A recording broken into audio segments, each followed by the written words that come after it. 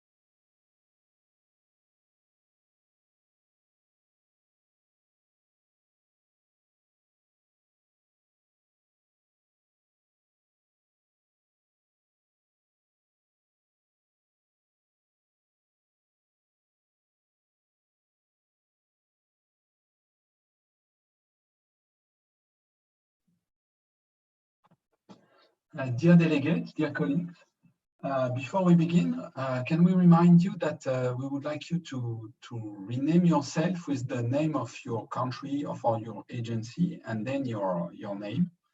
And to do that, for those who are not yet used to Zoom, at the bottom of your screen, you have a button with a participants. Just click on it. Then you will see a window with your name. If you just pass the cursor over your name, you will see two blue buttons appearing, unmute and more. Click on more, and then you will see a number of actions possible. The fourth one is rename. If you click on rename, then you can rename yourself with the name of your country and the name of your agency. Thank you, and don't hesitate to use the chat if you have any questions.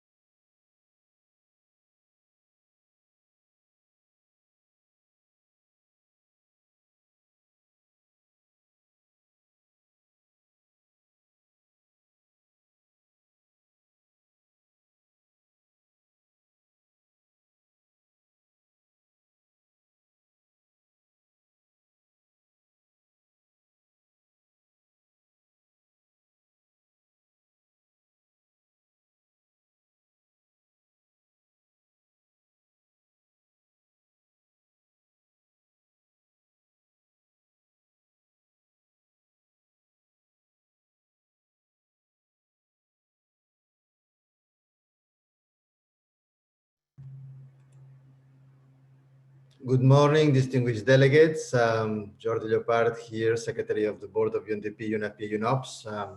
Welcome to this plenary meeting. We will be starting very soon. Give us a couple of minutes to gather all the podium together. So please do remember to identify yourselves with your nameplate, the name of the country before your name and the surname. For excellencies, PRs and DPRs, and also colleagues from Capital, if you could please indicate PR, DPR, or capital after your country of adscription. That would be terrific. So that would help us enormously in supporting the president in managing the list of speakers. So again, welcome to the second regular session of the Executive Board. We should be starting very soon.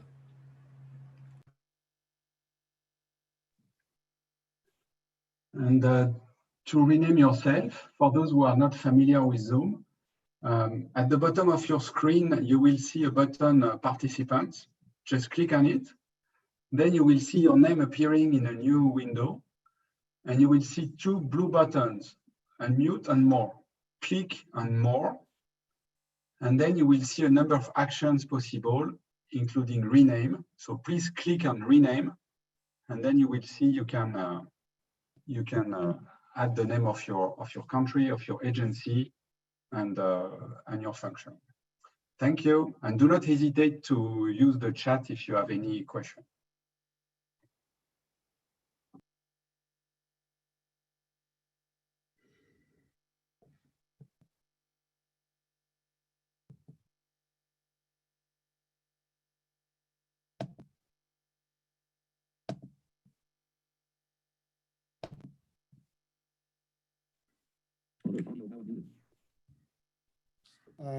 It's 10, a little bit. Shall we wait a few minutes, Jordi, or shall we 5 start? minutes past 10. I think, sir, you have 155 participants at this particular point. It's 5 minutes past 10, so we are all here for you. Whenever you want, you can start.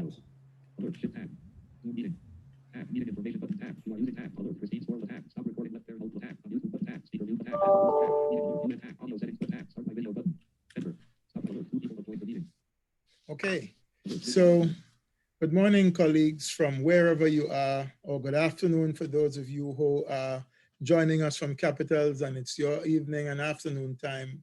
Welcome, a very warm welcome, I guess, to everyone, depending on the weather, but certainly for us, it's a warm feeling to have everyone join us on this Monday morning. I now declare open the first virtual meeting of the second regular session for 2020 of the Executive Board of UNDP, UNFPA, UNOPS.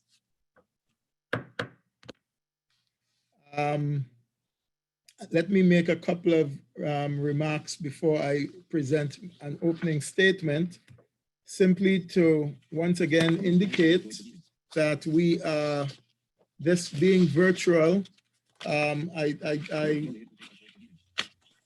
may have from time to time, because we are not in the same room, so I do not have the secretary right over my shoulder that I can ask a question, or we may need some information.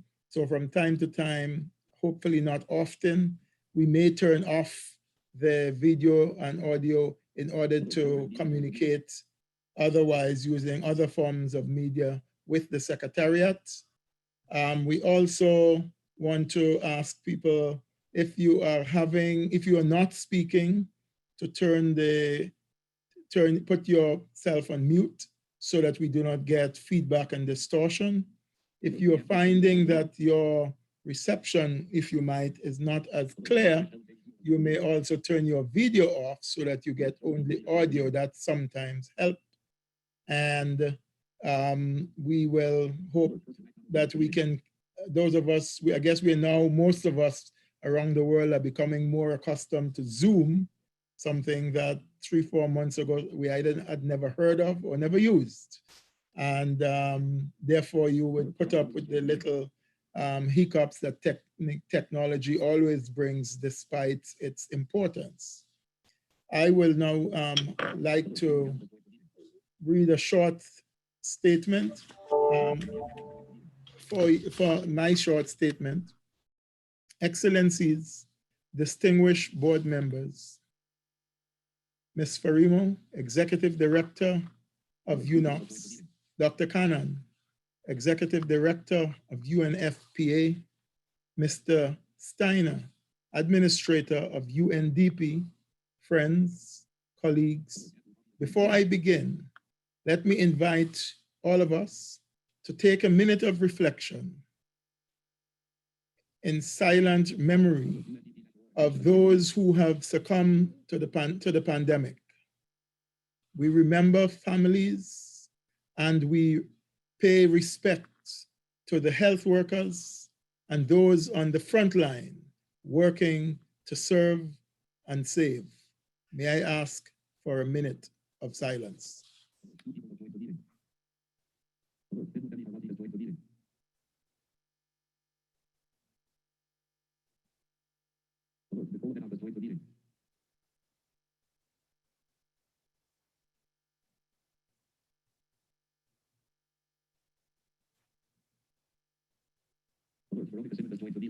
I thank you.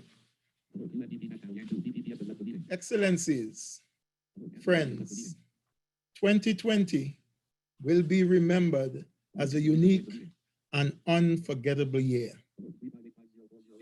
The COVID-19 pandemic has almost universally affected humanity and the entire planet.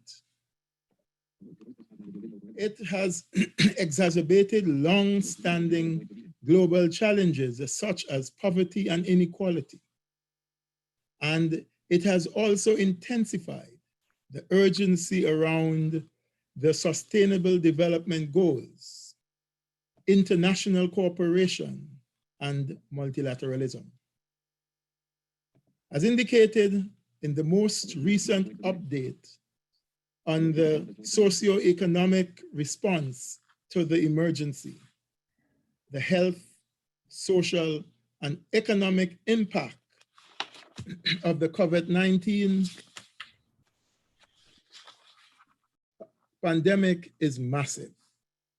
As of 21st August, only last week, it was reported that there had been more than 22 million cases confirmed and close to 800,000 deaths globally. In fact, this morning, listening to BBC, I heard that those figures had arisen to more than 25 million and over 800,000 deaths. The situation continues to evolve across all regions and most countries. However, this tragedy is uneven, and its consequences are disproportionately affecting the poor. 2 out of 3 COVID-19 deaths happen in developing countries. The update is alarming. The intensity of the impact depends on the diverse coping abilities of countries and societies and economies. That's a major challenge. While unassuming, this conclusion reveals the fundamental value of the United Nations development system as a whole, and specifically or more particularly, the value of and mandates of the UNDP, UNFPA, and UNOPS in the context of the sustainable development and the continuous support to the joint efforts of the program countries and their development partners. Moreover, the pandemic is uncovering like few other crises in our times the practical importance of our executive board's work. With the cooperation required here to address the global emergency we are in also implies that the instrumental meaning of this board and our work goes beyond ensuring accountability and monitoring the performance of the 3 agencies with which we are given responsibility. Likewise, the significance of our deliberation should transcend the politics of development and the nuances of intergovernmental language. While our oversight is critical to guide the agencies, our decisions must meet the potential of promoting the work of these 3 agencies as they carry out their work on the ground to protect and improve the lives of, if you might, real people on the ground. Excellencies, distinguished members, in June, our formal annual session, we adopted in plenary 5 decisions and approved 4 CPDs. Among these were the critical midterm review of UNDP and UNFPA and this represented milestones in taking stock of the progress achieved so far by these agencies and allowed us to start thinking and preparing for the upcoming strategic cycle of 2022 through 25, which is set thoroughly to integrate well-established programmatic priorities with the emerging demands of the response to COVID-19. UNOPS, my friends, is next in line with their midterm being considered at this second regular session of our board. The progress of UNOPS mandate is equally compelling and commendable. And we hope to also derive useful guidance from the members of the board and in the implementation of the work of UNOPS that is to come. Together with the UNOPS midterm review, we will consider 10 more decisions and approve a large number of UNDP and UNFPA CPDs. Once again, we, with the members of the Bureau and the boards, look forward to supporting your deliberations and to uphold the practice of striving for consensus in decision making. Excellencies, members, observers, I look forward to yet another constructive meeting, one that I am sure will be fulfilled with a real spirit of cooperation, solidarity, and mutual understanding. Such spirit which you have permeated in our work during my time as president. Such spirit that has historically guided this board and has allowed us to confirm and work together during one of the most unusual and uncertain times, dealing with the most uncertain challenges. I look forward for the rest of the week in our cooperation and our collaboration together as we build consensus and provide guidance to the work of the 3 agencies of which we are given responsibility within this institution. I thank you.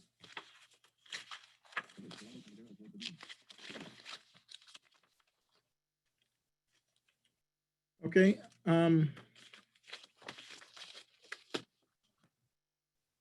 I will thank you very much for listening.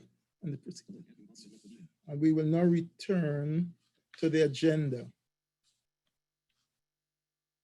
We will now proceed, Excellencies, to agenda item 1, organizational matters, adoption of the agenda, and agreement on the work plan.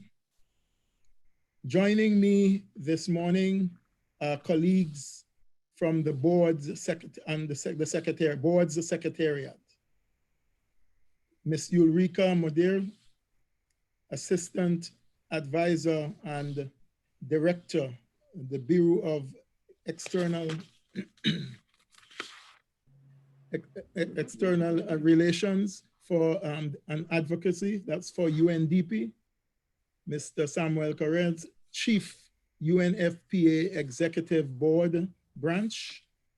Mr. James Provino, General Counsel and Director, UNOPS, and here in New York at the Liaison Office. And Mr. Jordi Lupa, who you all know, the Secretary of the Executive Board of UNDP, UNFPA, UNOPS.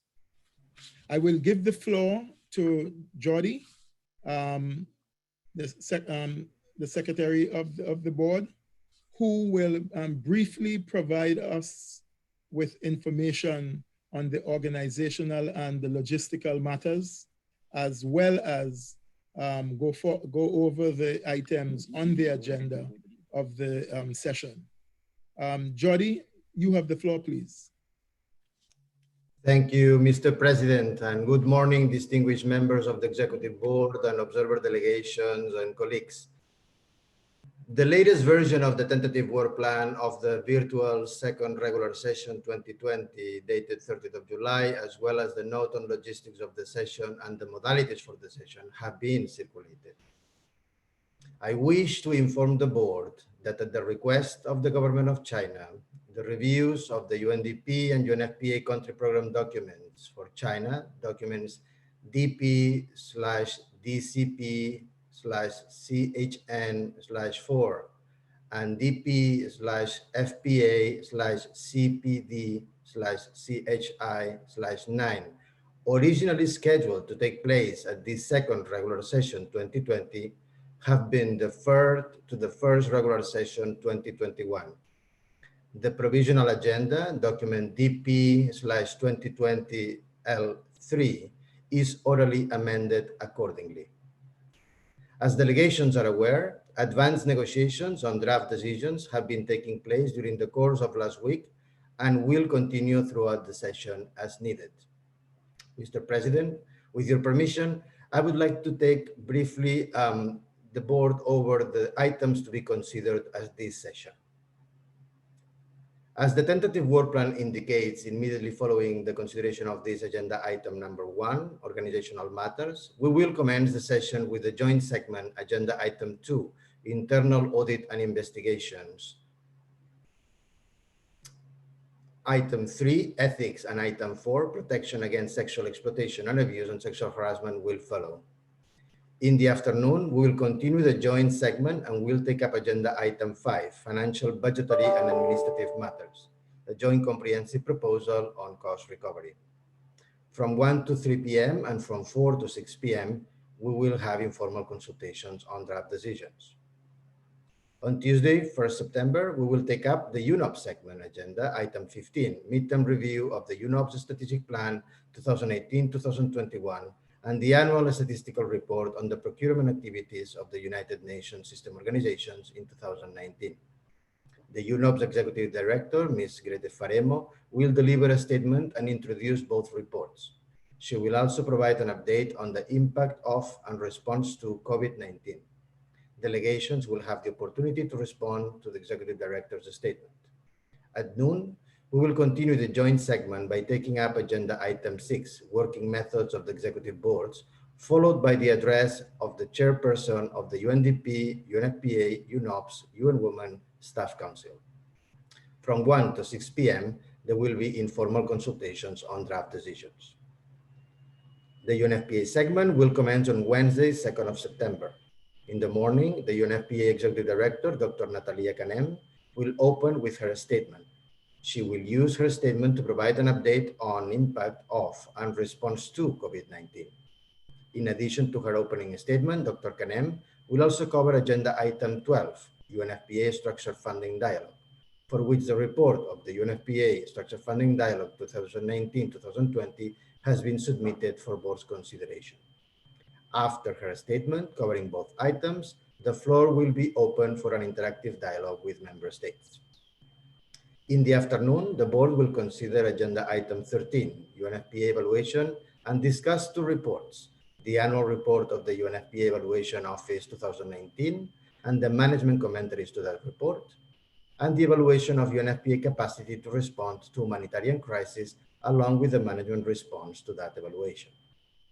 Following item 13, the board will consider agenda item 14, country program documents and related matters. 9 new country programs will be presented to the board at this session for review and approval pursuant Executive Decision 2014/7.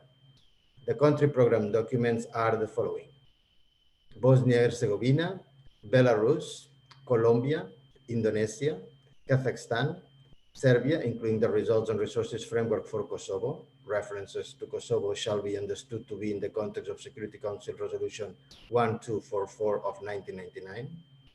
The CPDs for Turkey, Timor-Leste, and Turkmenistan. The board will also be asked to take note of the first one-year extensions of the country program documents for Algeria, Cameroon, El Salvador, Lebanon, Libya, Mozambique, Tajikistan, Zambia, and Zimbabwe, and to approve the first two-year extensions of the country program documents for Burkina Faso, the second 6 months extension for the country program for Madagascar, and the fifth one-year extension for Yemen. That will conclude the UNFPA segment on Wednesday, 2nd of September. The UNDP segment will commence on Thursday morning, 3rd of September, and will start with the interactive dialogue with the administrator. In the course of the dialogue, the administrator will provide an update on the impact of and response to COVID-19, and also cover Agenda Item 7, UNDP Structure Funding Dialogue. From 1 to 3 p.m., there will be an informal consultations on draft decisions. In the afternoon at 3 p.m., we will continue the UNDP segment with Agenda Item 8, Evaluation, Annual Report on Evaluation 2019, and the management commentaries on evaluation of the UNDP development cooperation in middle-income countries and the management response. This will be followed by Agenda Item 9, Country Program Documents and Related Matters. 11 new country programs will be presented at the board at this session for review and approval pursuant to Executive Board Decision 2014/7. The country program documents are the following: Eswatini, Uganda, Indonesia, Timor-Leste, Belarus, Bosnia-Herzegovina, Kazakhstan, Serbia, including the results and resources framework for Kosovo. References for Kosovo shall be understood to be in the context of Security Council Resolution 1244 of 1999, and the country program documents for Turkey, Turkmenistan, and Colombia. In addition, the first one-year extension of the country program for Bahrain, Cameroon, El Salvador, Guinea-Bissau, and Libya will be presented for your information, and a two-year extension of the country program for Burkina Faso and the three-year extension for the country programs of Mauritius and Seychelles will be presented for your approval. From 5 to 6 p.m., there will be informal consultations on draft decisions. We will continue the UNDP segment on Friday, 4th of September, with Agenda Item 10, United Nations Volunteers Annual Report of the Administrator, and Agenda Item 11, Midterm Review of the United Nations Capital Development Fund Strategic Framework 2018-2021, including an annual report on results achieved by UNCDF in 2019. From 12 to 4 p.m., there will be informal consultations on draft decisions. With respect to the status of documentation, all official documentation has been issued by the UN and is available on the Executive Board website of UNDP, UNFPA, and UNOPS. In addition, a corrigendum for the UNDP country program document for Timor-Leste has been issued and will be available on the Executive Board website. Finally, as per established practice, the second regular session 2020 will be paper smart. Delegations are encouraged to send their written interventions to papersmart at papersmart4@un.org.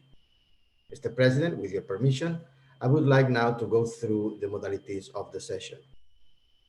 The second regular session will start at 10 a.m. every day using a Zoom meeting format to ensure full interactivity and dialogue in the virtual space. Participating delegations are requested to register for the session. The same link will be used for the duration of the session.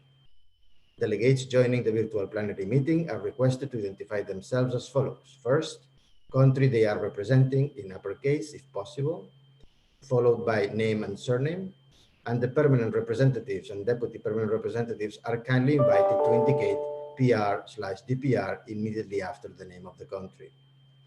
Regrettably, the Executive Board Secretariat has been informed by the UN Secretariat that the virtual second regular session will still not be able to benefit from the official interpretation services in UN languages. Responding to the demand for a Q&A style and interactivity with the board, the virtual session, the statements of the executive directors and the administrator will be shorter than those delivered in-person meetings. The full versions of the statements of the UNDP administrator and the UNOPS executive director, as well as the elements of the statement from the UNFPA Executive Director, have been shared in advance of the session. Unlike previous sessions, the Bureau members have agreed not to deliver separate statements on such capacity. Instead, the Chair will open the Q&A sessions with one statement on behalf of all Bureau members. These will be followed by joint and/or group interventions delivered by permanent representatives, deputy permanent representatives, and the floor will then continue to be given to PRs requesting to intervene on a first-come, first-served basis using the raise hand feature. The Chair will take 5 to 6 interventions in each round and will also provide opportunities for questions from capitals. This will ensure that as many delegations as possible can intervene in a dynamic setting throughout the session. In this formal virtual modality, questions and interventions will be strictly limited to 2 minutes for individual interventions and 5 minutes for joint and/or group interventions. The Chair and the Bureau will encourage delegations to join cross-regional statements. All interventions by member states, groups, and high-level representatives outside New York are kindly encouraged to be focused and question-oriented. Mr. President, thank you very much. My colleagues and I remain at your disposal to answer any queries delegations may have. I thank you.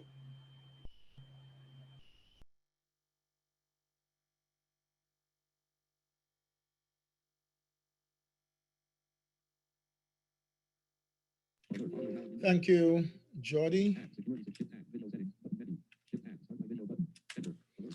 Thank you, Jordi. Thank you, Mr. Lopa, for your presentation. I would like to ask if there are any comments, suggestions, or otherwise. No questions. I hear no, sorry? No questions. I hear no questions. I will take it then, Excellencies, members, that the board wishes to adopt the proposed agenda and the work plan as amended for the second regular session 2020. It is so decided.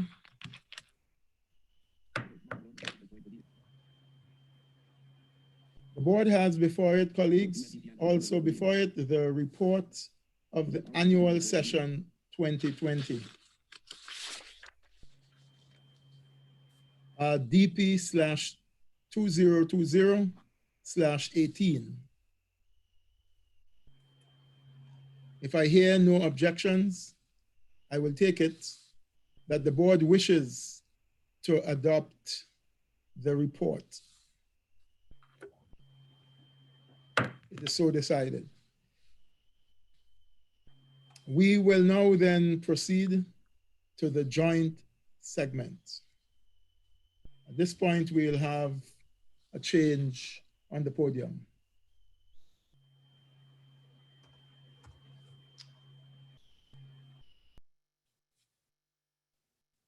I am kindly inviting Ambassador Valentin Rugavizza from Rwanda to be the chair for the joint segment, Madam.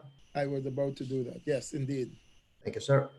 So our Vice President for Africa, Madam Valentin Rugavizza, will chair the session, be the chair for the joint session. Madam Vice President, you have the floor and leadership. Thank you very much. Thank you very much, Chair. Give me 1 second, please.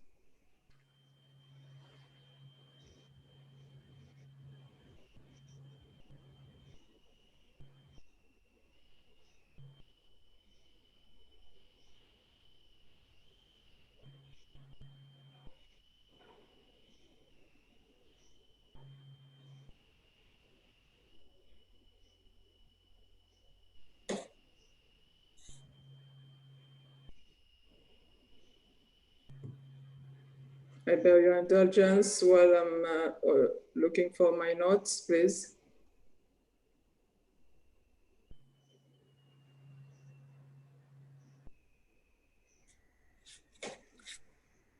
So we will now we will start this joint segment with agenda item 2. which is the internal audit and investigation. Reports of UNDP, UNFPA, and UNOPS on internal audit and investigation activities in 2019, as well as management responses. We'll begin with presentations of the annual report on internal audit and investigations for UNDP, UNFPA, and UNOPS, which will be followed by the respective management responses, after which the floor will be open for delegations for questions or comments on the three reports that I've just mentioned. I'm now pleased to welcome Madam Angelique Crumbly, Assistant Administrator of and Director for the Bureau for Management Services, UNDP. Presentation which will be followed by Madam and Mr. H. O'Steven, Director, Office of Audit and Investigation, UNDP, Mr. Andrew Sabaton, UNFPA Acting Deputy Executive Director for Management, Madam Fabienne Lambert, UNFPA Director of the Office of Audit and Investigation Services, Mr. James Provenzano, General Counsel and Director, UNOPS New York Liaison Office, and Mr. Paul Lucas, Director, Internal Audit and Investigations Group, UNOPS. Before we proceed to the presentations, I wish to acknowledge the presence of Mr. Fayazul Chowdhury, Chairperson of the UNDP Audit and Evaluation Advisory Committee, as well as Madam Enery Quinons, Chair of the UNFPA Oversight Advisory Committee. I now give the floor to Mr. H. O'Steven, Director, UNDP Office of Audit and Investigations, to introduce the report on internal audit and investigations.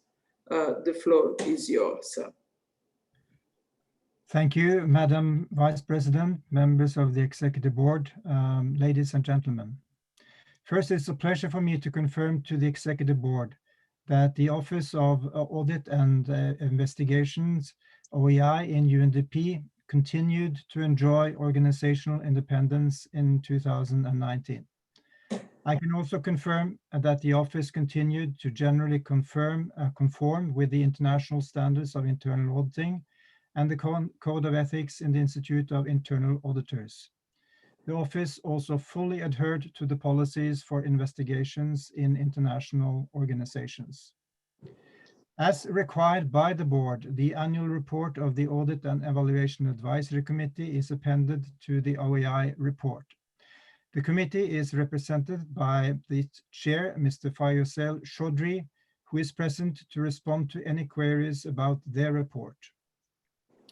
I will also take this opportunity to update the board on how OEI has managed the emergency in 2020, but let me start with an overview of our work in 2019.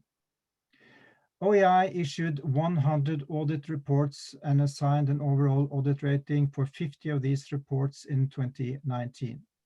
The percentage of unsatisfactory reports was lower than in 2018, and the percentage of satisfactory reports were higher than the previous year.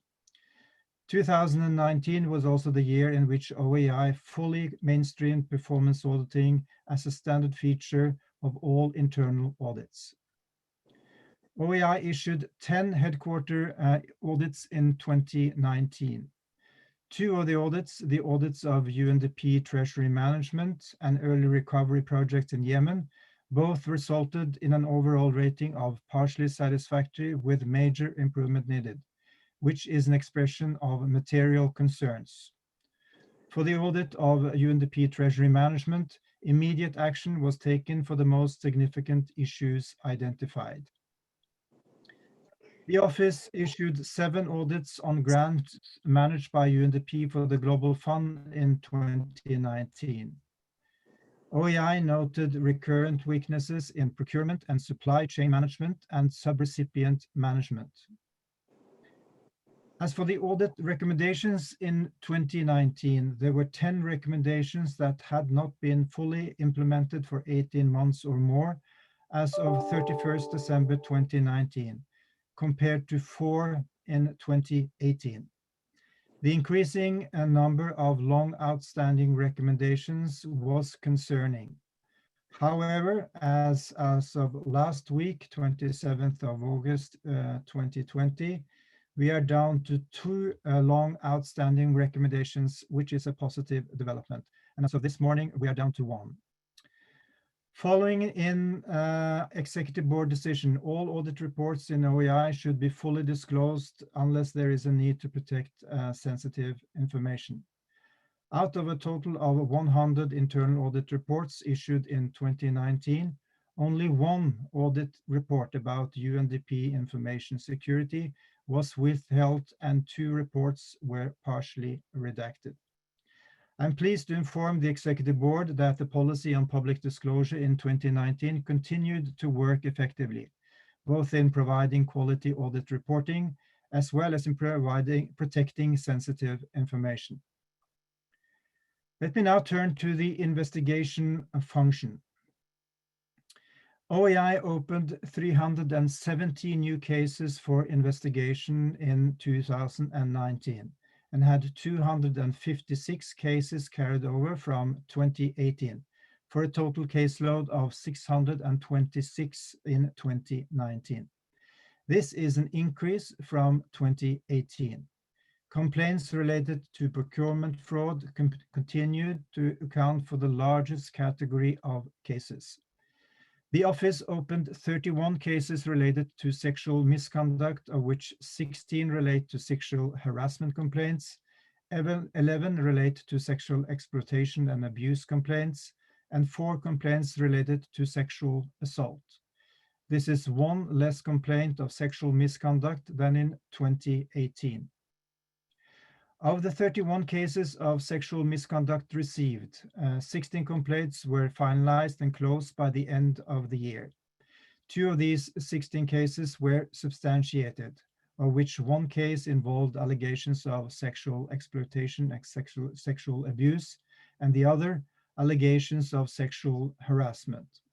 Most of the other cases were closed due to insufficient information to corroborate the allegations.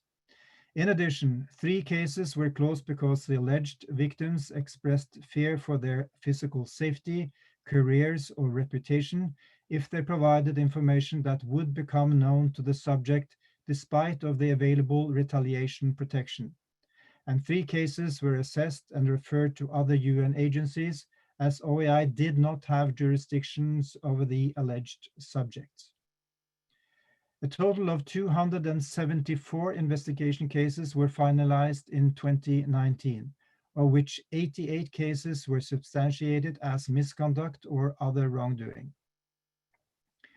I hope it will also be helpful for the Executive Board to know that of the 88 substantiated cases, a significant number involved subjects who are not staff members of UNDP. More than 2/3 of the subjects were either vendors, contractors, implementing partners, or United Nations volunteers.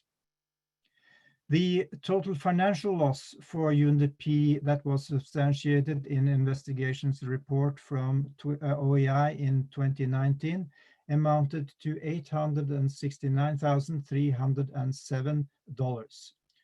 According to UNDP management, the total financial loss from investigation reports that were submitted from 2013 to 2019 was $8,549,226, of which $7,408,910 was deemed recoverable by the legal office in UNDP.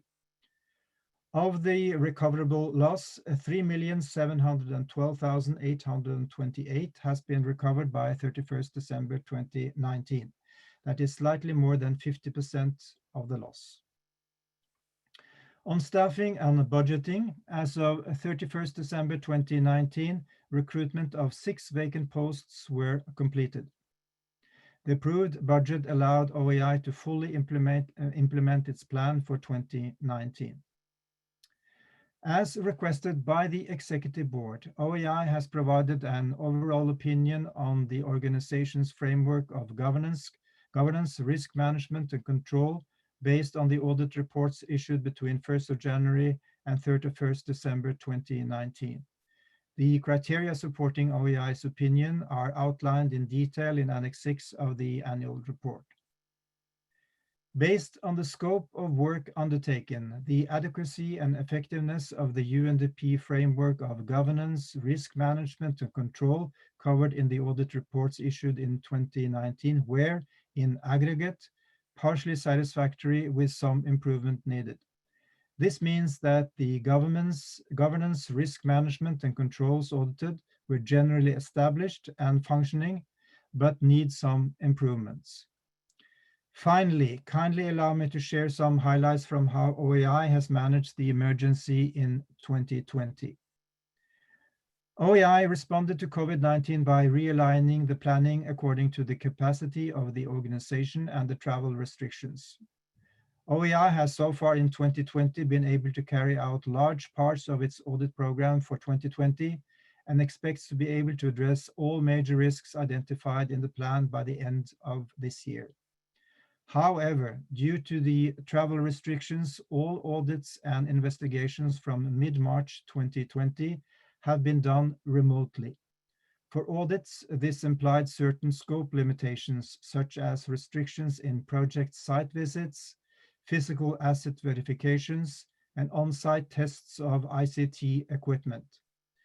Notwithstanding the travel restrictions, the remote audits have allowed OEI to continue to provide reasonable assurance and effective oversight during the emergency, but may have affected the quality of this assurance.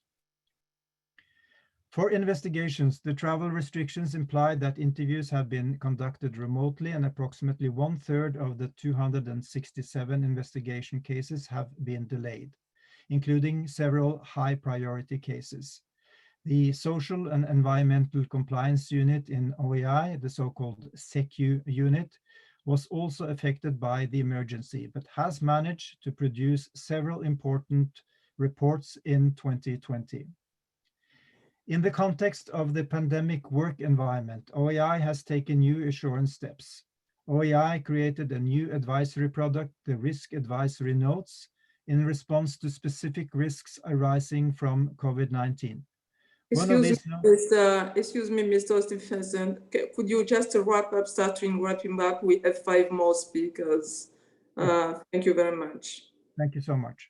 One of these notes related to the fraud risk associated with the procurement of health products, and another report identified the increase in salary advances and the need to monitor those closely. So in concluding, on behalf of OEI, I would like to express my appreciation for the continued strong support of UNDP senior management, the Audit and Evaluation Advisory Committee, and the Executive Board. I thank you for your attention. Thank you. I thank Mr. Dixon for his presentation, and it's now my pleasure to give the floor to Madame Angelique Crumbly, Assistant the Administrator and Director, the Bureau for Management Services, to present the management response. I will just plead on all of you to be as brief as you can. We do have a long list of speakers. Thank you very much. You have the floor, Madam. Thank you, and good morning, Madam Vice President, distinguished members of the Executive Board, ladies and gentlemen.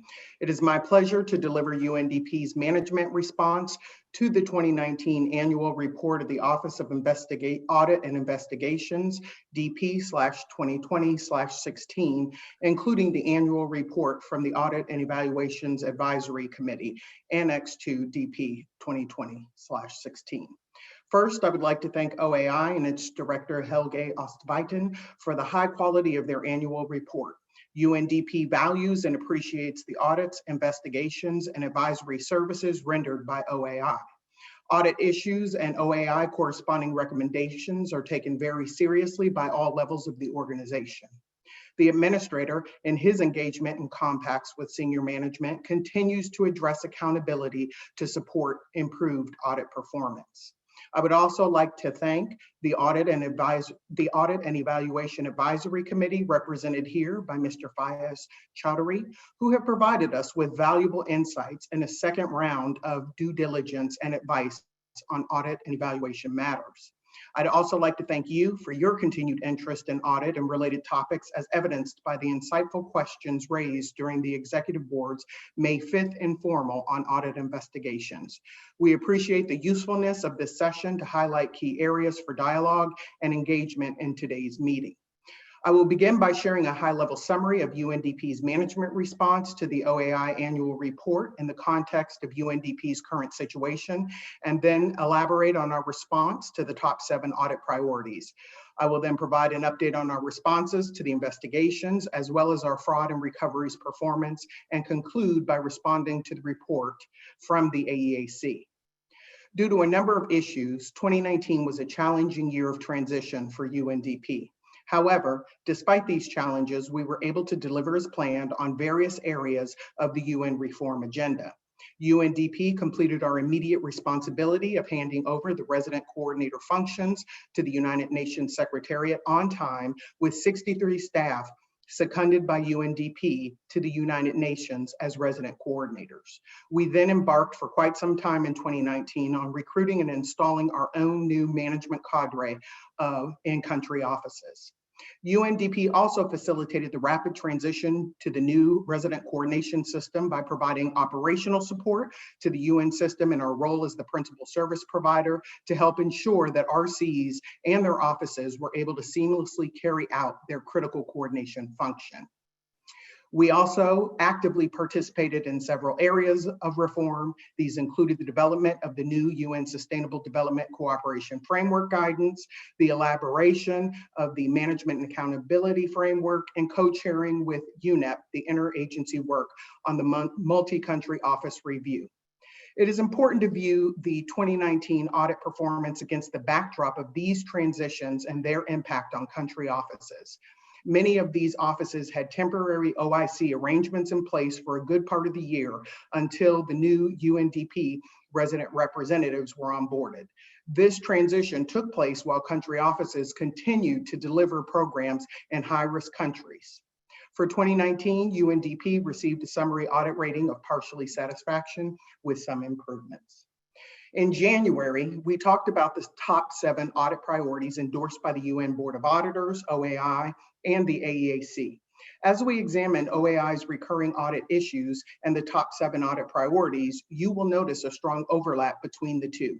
We would like to share with you some of the progress we have made to date in addressing these priorities.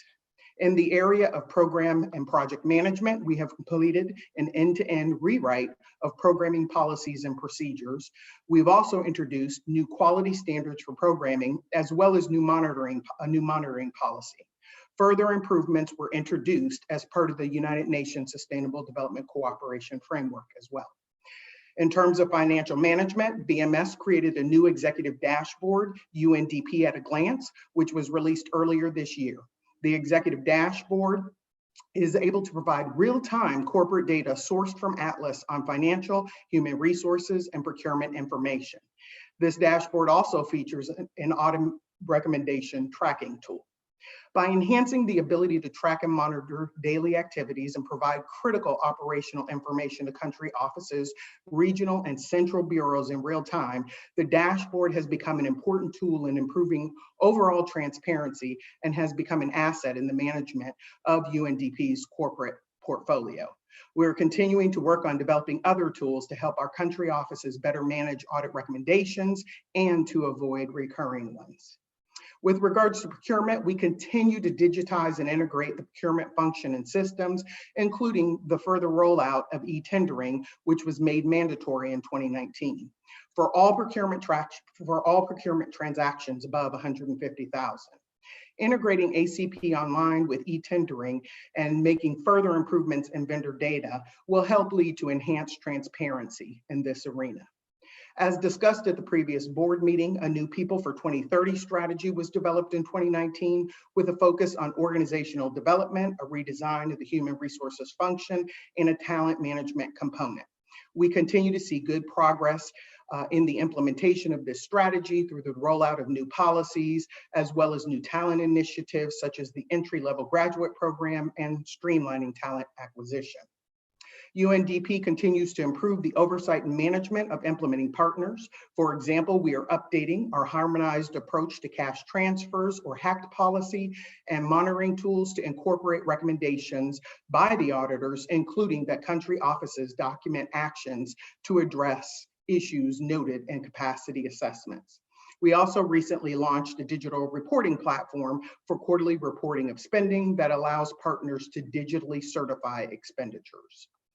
Under our Enterprise Risk Framework program, we have rolled out a new ERM policy and have formulated an action plan to support its implementation. A key activity under this program was the launch of the ERM Toolkit, which is now available to all staff as well as the public and supports their access to the latest information on UNDP's risk management approach, risk governance mechanisms, relevant guidance and tools, and training opportunities. On partnership and resource mobilization, we continue to work on expanding and strengthening our catalog of financial instruments to help program countries access development finance opportunities and to provide partners with different modalities for investing in the 2030 Agenda for Sustainable Development. UNDP is committed to reducing the number of long outstanding audit recommendations. The OAI annual report reflects 10 long outstanding recommendations as of 31 December, and with rigorous effort, I am happy to report that UNDP closed all 10 of these recommendations. And as Helge had noted, since last year, 2 more recommendations had become long outstanding recommendations, but both highlight structural issues and require a more complex operational remedy. The first relates to integration of a case management system for procurement. The BMS procurement and IT teams are working together to bring a new case management system online to address this issue. And as a result, we have made significant progress and have agreed with OAI to close this recommendation by October. Similarly, the second recommendation on enhancing the payment system for UNDP Honduras required a concerted effort by the country office, regional bureau, and BMS to resolve and was closed this morning. With regard to investigations, you may have noticed an increase in the number of procurement cases having been reported and substantiated. To provide context, we would like to highlight that a large portion of the procurement fraud cases pertain to vendors reported by country offices, which indicates that UNDP compliance and other oversight measures are effective at identifying instances of fraud at the country level. In addition, a surge in the number of cases in the past years is concentrated in countries coming out of conflict with poor commercial and governmental structures where UNDP has large recovery programs. Apologies for interrupting slightly. Please, no problem. Could you wrap up? Yes. Our main point being to allow all presenters to make decent presentations and allow members to ask questions and make comments. Thank you very much. And I'm at the last section right now. So in terms of recovery, the recoverable amounts are established by UNDP management in accordance with the UN legal framework. And while recovery figures are heavily influenced by individual and high volume cases, our Interbureau Standing Board on Recovery has helped in structuring the cases and establishing better analysis and reporting. In closing, we want to note that COVID-19 has, of course, had a significant influence on our work, and no discussion going forward on 2020 can be complete without discussing its impact. As a result, we want to acknowledge that COVID-19 will have a multifaceted effect on country offices' ability to implement audit recommendations promptly going forward. I want to thank you all for your time today, and with that, I turn it back over. I thank Madam Cranby for her presentation, and it's now my pleasure to give the floor to Madam Fabienne Lambert, who is the Director, UNFPA Office for Audit and Investigation Services, to introduce the report on UNFPA internal audit and investigation activities in 2019, report which can be found in document DP/FPA/2020/6. The floor is yours. I thank Madame Lambert for the floor is yours.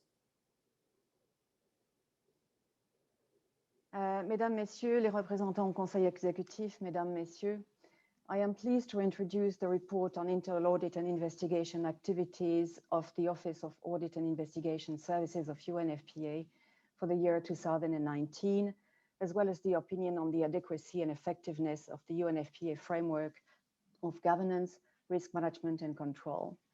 As in past years, the report of the Oversight Advisory Committee is appended to mine, and the chair of the committee, Madame Enrique Quiñones, is present here today to answer your question. To beginning with, I would like to confirm to the Executive Board the organizational independence of OAIS for 2019. Within the boundaries of its resources, OAIS was freed from interference in determining the scope of its work, performing it, and communicating the results thereof. I would also like to confirm that in this year 19, we conducted our work in conformance to the professional standards spelled out in our charter and are in detail in the report. Let me first turn to the opinion on the adequacy and effectiveness of the UNFPA framework of governance, risk management and control. We call it the GRC opinion. It is limited, and I would like to recall that, to not the whole of the organization, but part of it. It's based on multiple sources, primarily the work we do on internal audit and investigation. It does not cover functions which are outsourced by UNFPA, for instance, to UNDP, Treasury has been mentioned before, or to some other third-party providers. The rating for 2019 remains some improvement needed. Since it's the same definition as my colleague Helger mentioned, I will not repeat it. Compared between the 2 years 19 and 18, I would like to stress the most significant aspect pertaining to the opinion. The internal control framework, we've noted the continuous strengthening of the second line of defense and the work on the comprehensive and integrated control framework, which should be completed and catering to both humanitarian and development contexts. On risk management, the need for further maturing and to anchor it firmly as part of normal work. Program management is central to the GRC opinion, and we noted the progress made, which should be sustained. Similarly, reinforcing implementing partner management, as well as continuing strengthening supply chain management processes are important to improve transparency and raise effectiveness. We continue to observe recurring issues in fragile contexts, which the creation of the Humanitarian Office is expected to help tackle. A successful implementation of the new ERP system is paramount to fundamentally change this entire picture. A few words on internal audit. I'll leave you in my report to look at all of the numbers. What I would like to stress is our work is rated and rooted in risk-based internal audit strategy. That's the same over the past years with a staff augmentation. We augment our own personnel with individual audit consultants and firms to the extent of our budget. As mentioned in the past, an audit plan is dynamic and we had to adapt, like everyone else, to changing circumstances. We've worked in 2019 on 29 engagements, issued 19 reports, either in final or in draft form. We kept the audit cycle steady, even though they are lower than what we wish to achieve. The aggregate findings and also those from the risk assessment for audit purposes reflected challenges similar to those reported to you in previous years. We've issued 174 new recommendations and closed 115. We noted management continuous discipline in implementing the recommendation, allowing also the number of those older than 18 months to decrease from 36 at year-end 18 to 11 at the year-end 19. Let me turn to investigation. We received in 2019 112 new cases, a level similar to 18. The proportion of fraud cases increased slightly from 43 to 47 between the 2 years.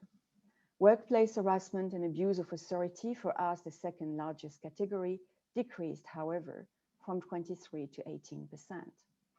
Sexual harassment remained stable at between 7 and 8%, and ACA increased from 5 to 9, almost entirely due to cases at implementing partners. We've closed 35 cases despite our situation, and I will elaborate that in a moment. 9 after full investigation, 26 after preliminary review. Our caseload in 2019 was again unprecedented at 215 from 180 in 2018. And the average number of cases by investigator, be it staff or consultant, jumped from 23 in 18 to 43 in 19. It's today at 31. The standard would normally be around 10 to 12. We carried over 180 cases to 2020. The worsening situation, which I flagged in my intervention last year, results from a combination of several factors. First, we've also applied the staff augmentation strategy to the investigation site since 2014. This assumption was to cater for possible peaks in a number of cases at skills unavailable in OAIS and bridge unforeseen staff post vacancies. We've also had our mandate improving to cover everyone, everywhere, and everything at UNFPA. The speak up also, of course, brought up more cases.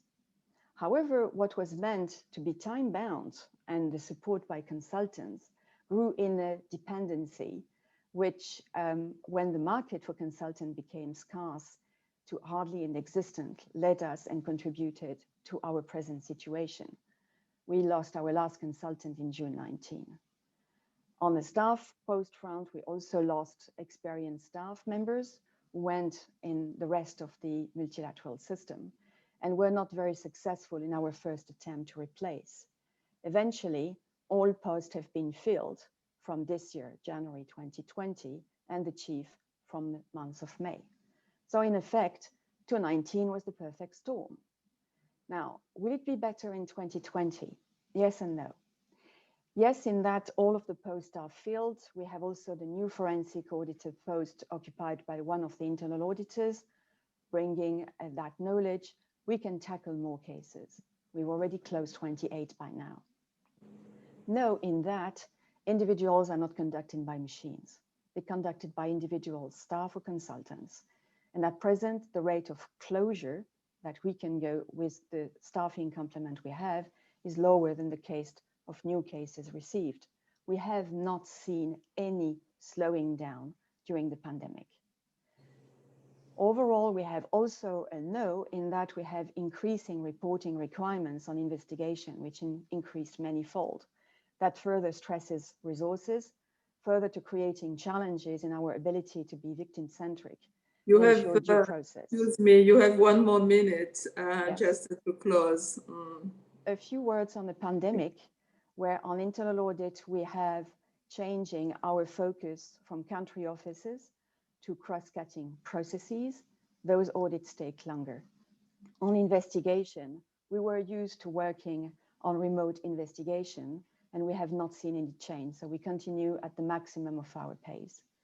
In conclusion, I wish to thank for their support management, the executive director, the Oversight Advisory Committee, and you also member states.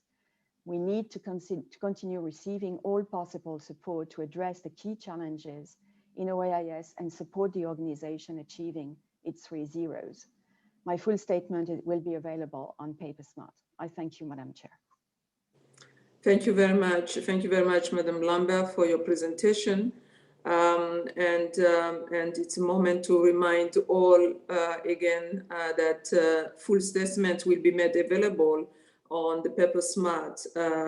So please do check on the PaperSmart for full statement, because these presentations are very rich in information, in very valuable information for all of us.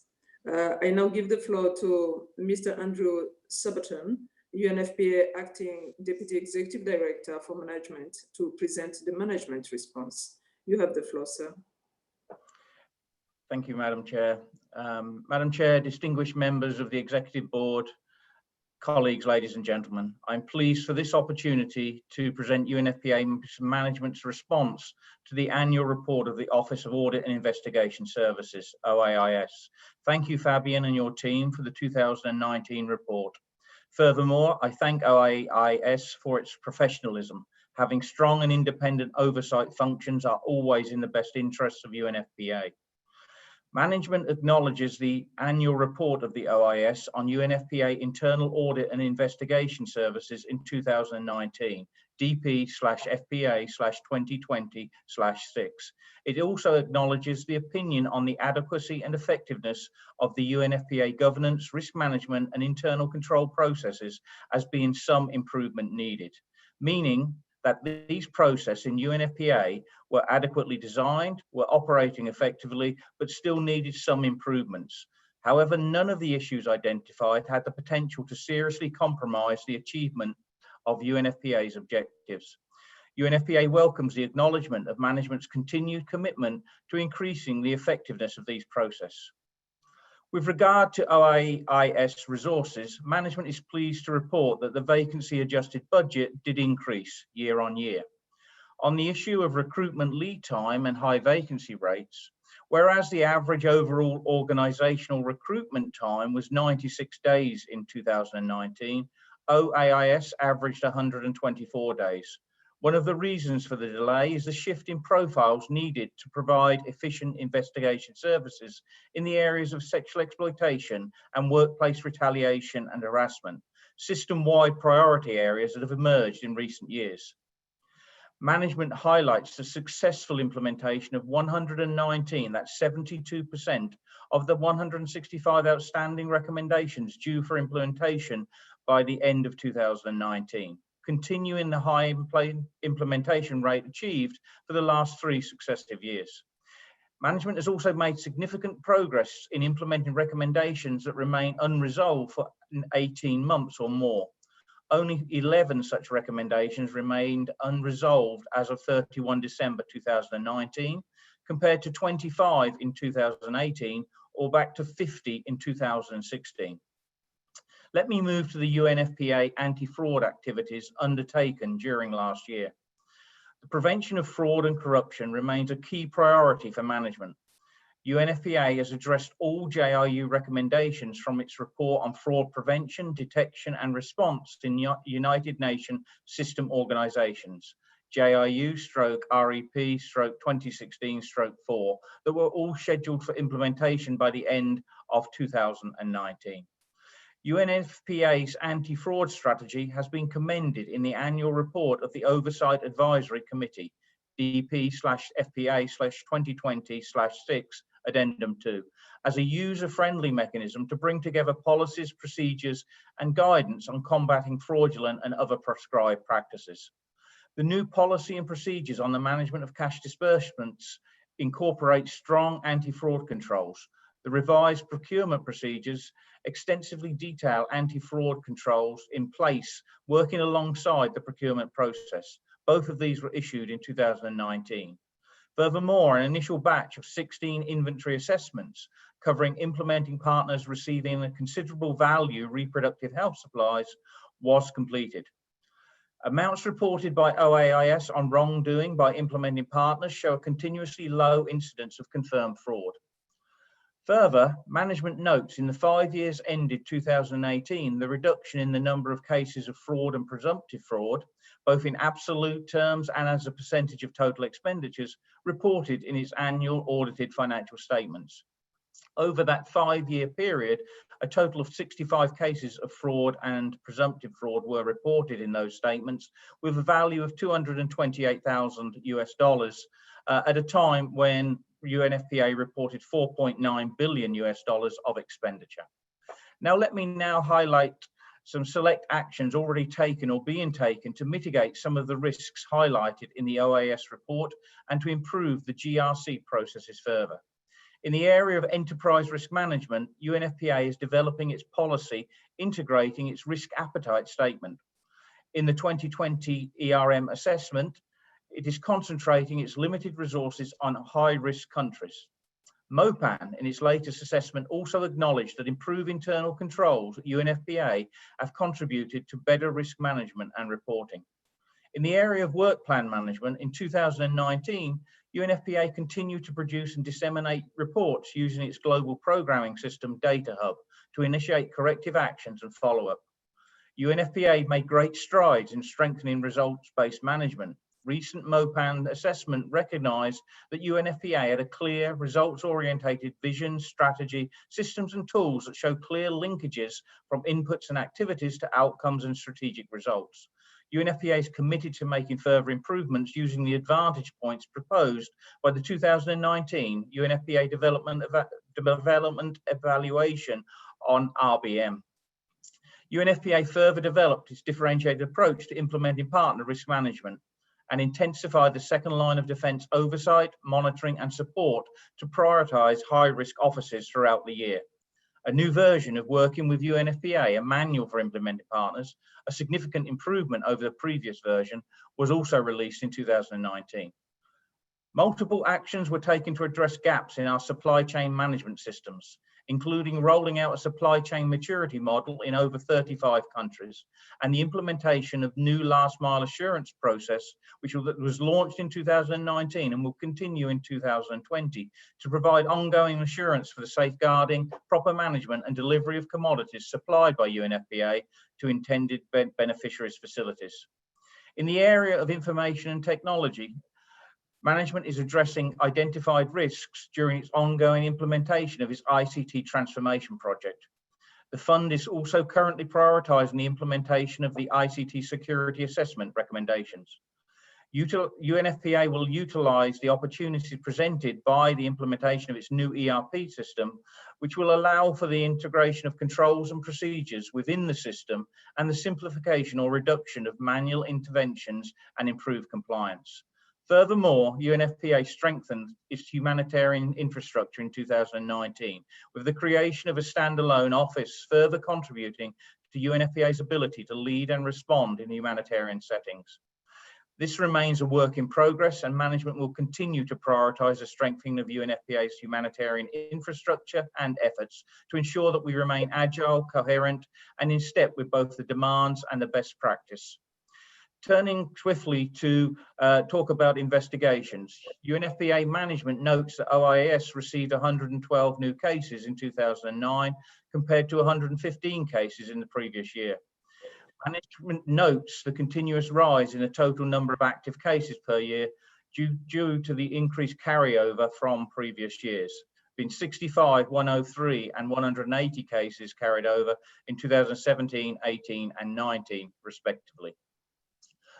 Management has continually invested in the investigative function of OIS and has also included further investments still in its recent midterm review of the integrated budget 2018-2021 with the inclusion of an additional P4 forensic investigator position and continued funding for the two previously time-bound posts into 2021. Indeed, since 2014, all the budget and resource requests for the investigative function put forward by OIS have been approved by management. The Division for Human Resources has worked expeditiously to fill 6 positions. Kindly wrap up, please. It has been 7 minutes. Thank you. Management is pleased to note that some of the internal audit resources are being diverted to investigations as this will clear the backlog. In conclusion, management welcomes the positive conclusion of the OIS report in 2019. And UNFPA has full confidence in the OIS leadership and its support to management in ensuring the accountability of the organisation. Management also acknowledges its valuable advice given. And finally, I wish to thank the distinguished members of the board for supporting UNFPA when it comes to audit investigations. I also wish to thank the chair of the Oversight Advisory Committee, Mrs. Enery Quinones, and the committee as a whole for their leadership, guidance, and valuable input through 2019. Thank you. Thank you, Mrs. Sabaton, for your presentation. I now give the floor to Mr. Paul Lucas, Director of UNOPS Internal Audit Investigations Group, to introduce the activity report for 2019, which report could be found in the document DP/OPS/2020/2. You have the floor, sir.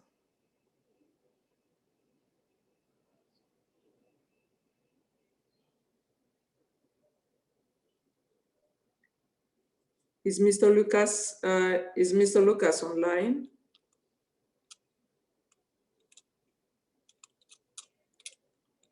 Mr. Lucas, do you hear us from UNOPS Internal Audit and Investigations Group? He's online, madam. He may be on mute. Can you? If not, I will move to Yeah, the no, next no,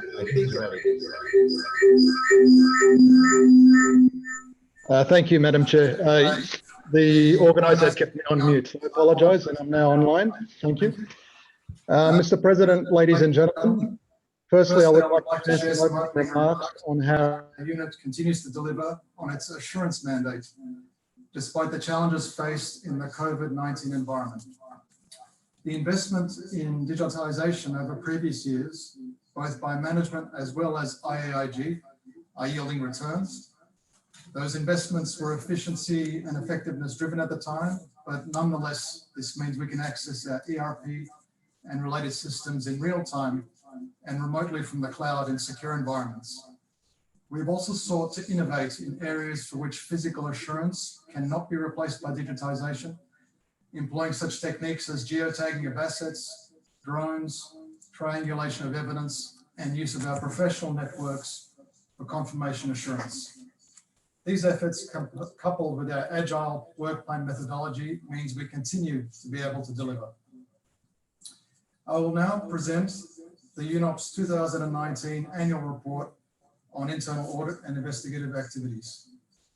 In 2019, IAIG issued 49 reports. 28 were for audits of individual projects, 3 were forensic projects, and 18 were internal audit reports or reviews.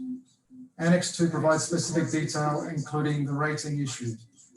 Based on the scope of audit and investigative work undertaken, in IAG's opinion, the adequacy and effectiveness of UNOPS governance, risk management and controls were partially satisfactory with some improvement needed. IAG continued to follow the Audit Committee's advice to focus on the more significant risks, including strategic and system-related issues.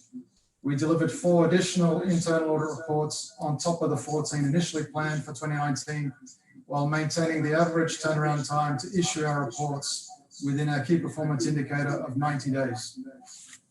As of today, no internal audit recommendation aged 18 months or older remains open. This is great progress, as there were 64 initially projected by year end, and UNOPS has achieved an overall implementation rate of 96% for audit recommendations issued to date. IAG demonstrated its continuous commitment to improving its internal audit function, not only by undergoing the required 5-yearly external assessments of its conformance to IAA standards, but also by undergoing a voluntary midterm assessment in 2019. We were found to generally conform to the standards, which is the highest rating offered by the IAA. On to investigations. In 2019, we received 230 complaints, 99 of which became cases, and 131 were found to be outside our mandate or could be handled by a different unit. In addition, 16 cases were carried over from the prior year. The majority of our cases involved alleged fraud or financial irregularities. On the resolution front, we closed 93 cases. In 2019, we handled a higher volume of investigations. Nonetheless, the average time taken to close cases was 11% shorter than the prior year, 3.4 months compared to 3.8 months. And as of today, there are no cases open for more than 12 months. IAG also introduced a new control in the UNOPS ERP to facilitate the recovery of misappropriated funds. Our investigation substantiated the total financial loss of $78,000 for recovery. We recommended disciplinary action against 39 individuals and referred 115 vendors and company principals to the Vendor Review Committee. As of today, UNOPS has 239 entities on that list based on IAG findings, and this data is being integrated into our continuous auditing tool such that attempts to transact with sanctioned entities are flagged for attention. Publicly available on our website is the Executive Director's annual report of cases of misconduct that have resulted in the imposition of disciplinary measures. This correlates with Annex 4 of the annual report. As I informed you last year, IAG has developed a dashboard and exception reports in the ERP system to enable continuous auditing and to communicate anomalies identified to management so that corrective action can be taken. We also worked on a new machine learning initiative that will combine all existing analytic tests to provide even more insightful information. In 2019, we continued to proactively collaborate with other units on technology enabling initiatives. We worked with IT to develop a real-time tracking tool that covers all oversight recommendations made by AIG, the Board of Auditors, the Joint Inspection Unit, and the Executive Board. We also work closely with our Chief Information Security Officer to improve the maturity of UNOPS' information security management systems, and our audit programs and working papers were also strengthened to ensure coverage of emerging cybersecurity risks. In 2019, we signed 3 new cooperation agreements. These are the Inter-American Development Bank, the World Bank Group, and the International Federation of the Red Cross. As of today, IAG has signed cooperation agreements with 17 significant UNOPS partners. These agreements help strengthen the confidence clients have in UNOPS. They also serve as a strong assurance building tool for field colleagues who are negotiating for client projects. In conclusion, I would like to extend my gratitude to the Executive Office, Audit Committee, and UNOPS personnel for their continued support of IAG's mission and activities. Mr. President, ladies and gentlemen, thank you for your attention today, and I'm at your disposal to answer any questions you may have. Thank you, Mr. Luca, for your presentation.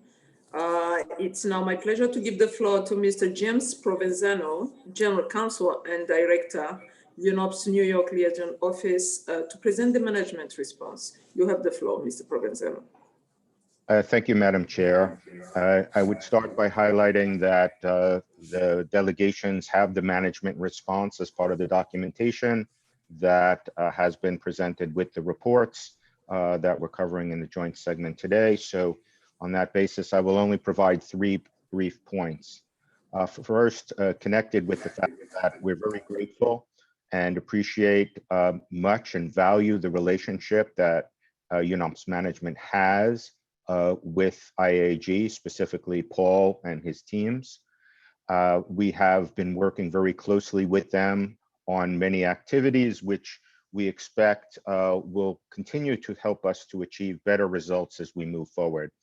We weren't entirely happy, and we note the opinion for partially satisfactory for the organization. We're committed to working to improve that as we go forward, but we're very grateful for the changed methodology that Paul and his team have introduced for reporting, particularly with recommendations. They continue their hard work to present, refine, categorize, prioritize the recommendations so they can help us to better focus our efforts to improve. And we hope you will have seen that through our ability to clear the backlog of long outstanding cases to 1 as of the end of the reporting period and now to 0.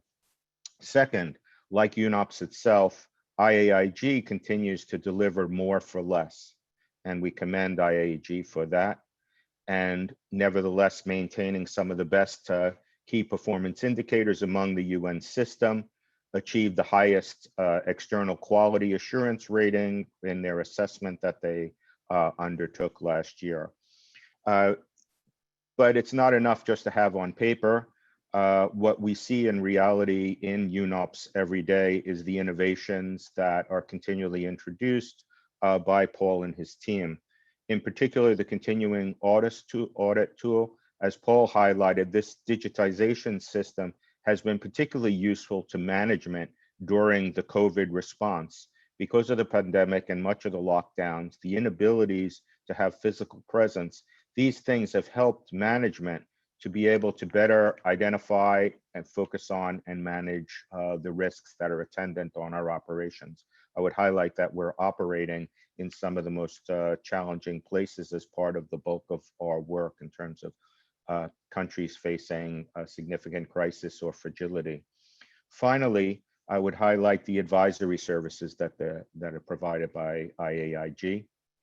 They have really helped us to better shape the agreements we conclude with partners so we can improve our efficient and effective delivery while bringing the kinds of comfort and, where necessary, assurance that are in greater demand of our partners, whether they're UN or member state aligned.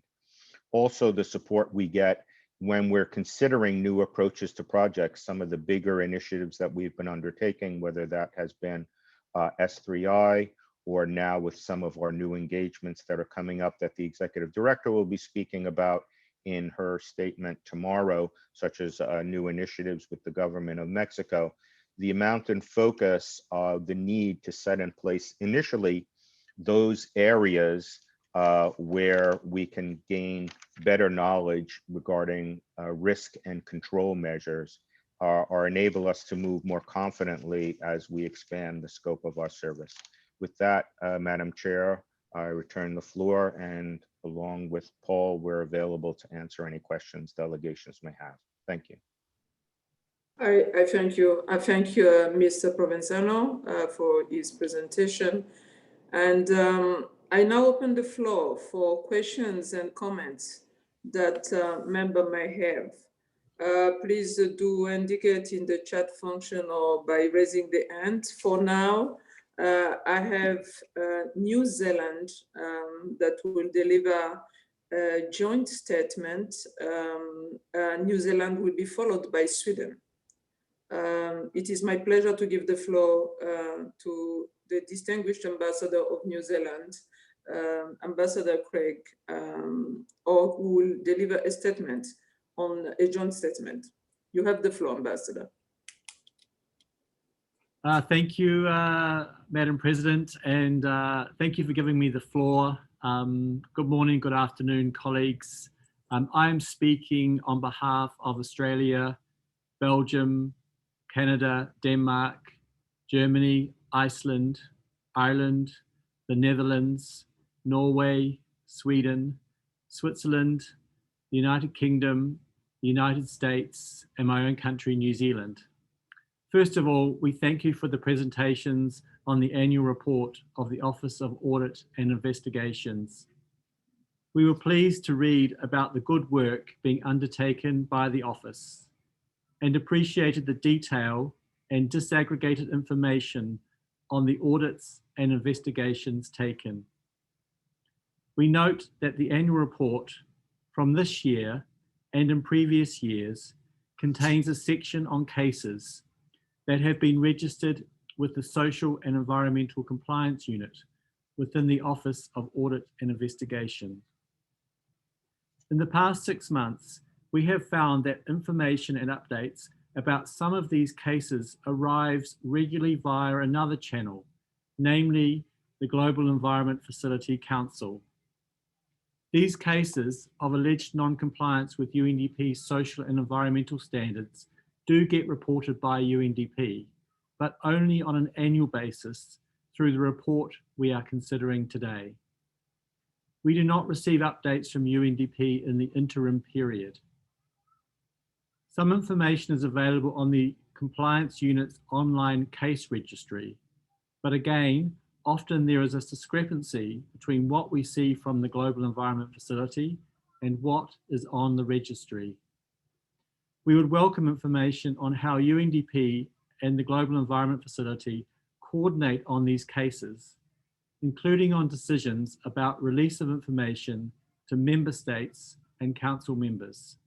So my question then, Madam Vice President, is, has there been any consideration of UNDP's reporting frequency on these cases or on potential harmonisation with GEF processes? Again, thank you, Madam President, and thank you for all the presentations today. Thank you very much, Ambassador Jorge. Thank you very much for the presentation of the joint statements on behalf of all the countries you mentioned. The questions will be answered by respective management at the end of the list of speakers. It is now my pleasure to give the floor to the delegate from the United States. I do understand that it was a mistake that Sweden no longer wished to take the floor, didn't wish to take the floor in the first place. It was just a mistake in the manipulation of raising the hand. So it is now my pleasure to invite the delegate from the United States to take the floor. You have the floor.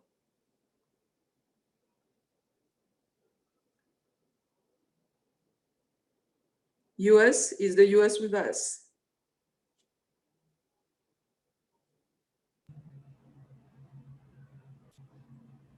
Is the delegate from he's US? unmuting. He's unmuting now. We cannot hear you, sir. Please try to unmute yourself again, or is he muted by the system?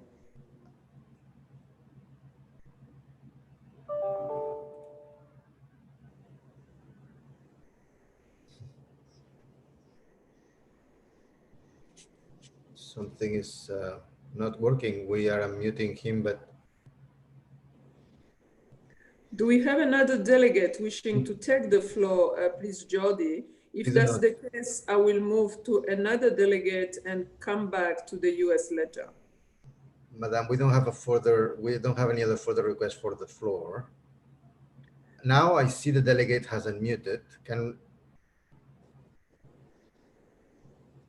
We should US delegate from US, can you try again to take the floor or to speak so that we can see if the sound system is working? There may be an issue at his end, Madam. Yes, that give the panelists the opportunity to respond first, and then we wait for the that might be absolutely. In that case, I will proceed to give the agencies the opportunity. We apologize to the US delegate. We'll get back to you later.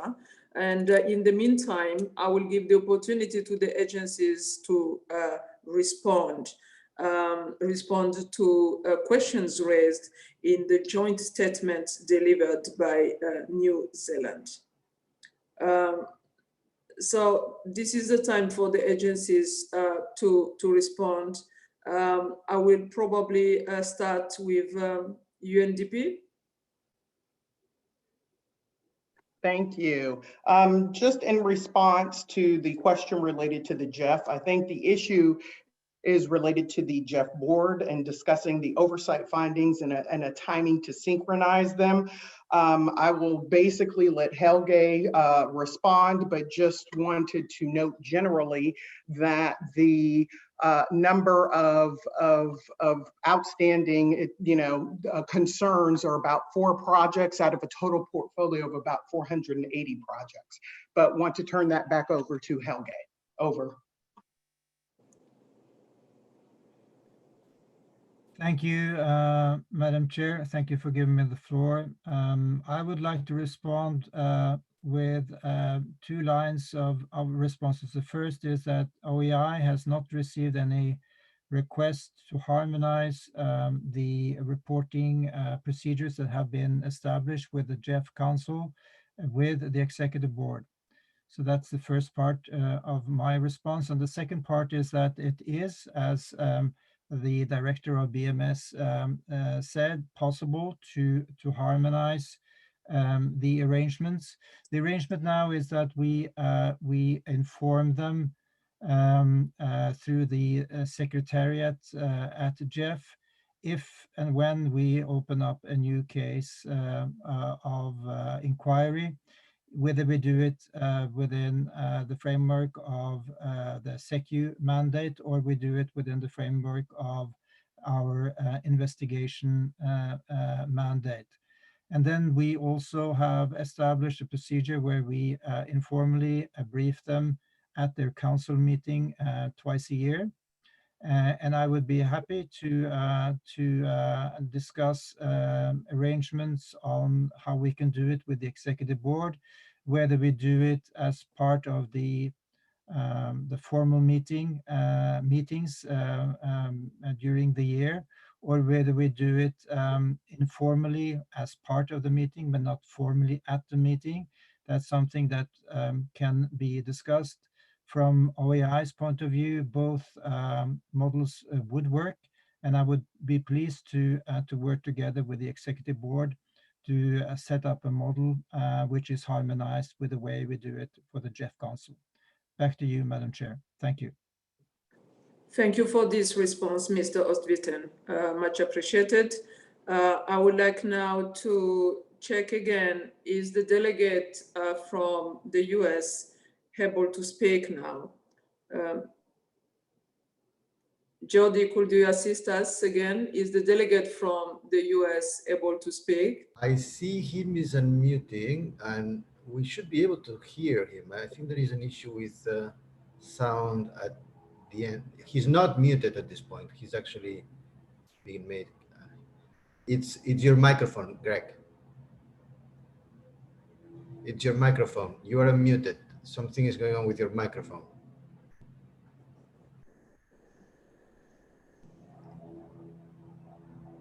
We can see you, we can see the speaking, but we can't hear you.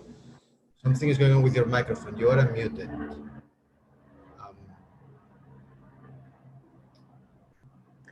Would you like to try removing your video and putting the audio, if that would help in any way?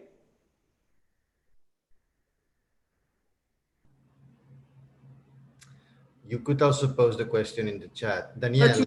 You could post the question in the chat and then we will relay the question. We will read the question. Apologies, yes? Madam. I have another delegate from the US requesting the floor. Give the floor I give the floor to the other delegates because so that we while our colleague try to please, the delegate from the US, you have the floor. Can't see your name from here, but you have the floor. Danielle. Thank you, Madam Vice President. Can you hear me? Yes. Yes, perfectly. Okay. Great, thank you, and we appreciate your patience. The United States just wanted to come in briefly. We note the work of OAI in AEAC in providing guidance, oversight, and support to audit and investigative functions for UNDP activities, programs, and projects. The United States also notes efforts on the part of UNDP to address increased levels of procurement fraud through increased training, awareness raising, and recovery programs. As noted by the distinguished representative from New Zealand, we also want to take the opportunity to reiterate our concerns with regard to the Global Environment Facility. There are very few details in the OAI report about specific initiatives UNDP is taking to address these allegations and correct conditions that allow wrongdoing to thrive. And we'd appreciate more information about how UNDP is addressing these issues and concerns and ensuring that they're adequately dealt with. We also wanted to note our concern with several identified systematic areas of weakness with respect to UNDP's role as a principal recipient of the Global Fund, including financial management, procurement, and supply management, and sub-recipient management. Only one Global Fund grant out of 5 was rated as satisfactory. Additionally, we would like to request that the audit includes timelines for remedial actions and that there is a strengthened focus on building the capacity of local principal recipients for eventual transfer of the role to local PRs. And in addition, one point on UNOPS, the United States commends the partnership between IAIG and UNOPS and particularly notes the decrease in the duration of IAIG investigations and the implementation by UNOPS of internal controls designed to improve internal governance. Thank you, Madam Vice President. I thank the delegate from the United States, and it is now my pleasure to give back the floor to UNDP first, to be followed by UNOPS to answer these questions. Thank you, Madam Vice President. I do want to note that UNDP will be providing a briefing for the board at the end of this month on the GEF issues. And I believe that the administrator has mentioned this or will be mentioning this as we move into the later half of the week. And so we will be able to address particularly those concerns noted in detail by the US at that briefing. Over. Thank you very much, Madam Conley. I will now invite UNOPS to take the floor and address the questions raised by the delegate from the US. Thank you, Madam Chair. I believe it was a compliment, and I'm very appreciative from the distinguished delegate of the United States, and also the other colleagues that are on this call. If there are other questions, I'm open, but I believe it was pointing out some of our key performance indicators. Over to you. Thank you very much. This then, is there any other delegate? And here I'm addressing my question to Jody. Is any other delegate wishing to take the floor, Jody? I see none, Madam. I see none.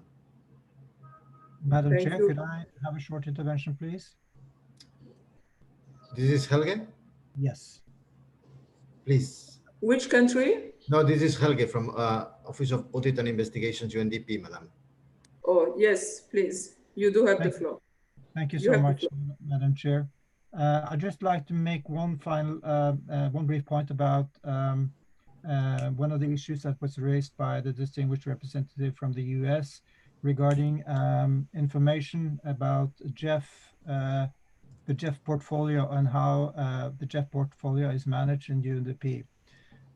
From the side of OEI, I would welcome a more comprehensive presentation of the issues that OEI is working on in relationship to the GEF portfolio in our annual report, so that the executive board can get more information on the work that we are doing.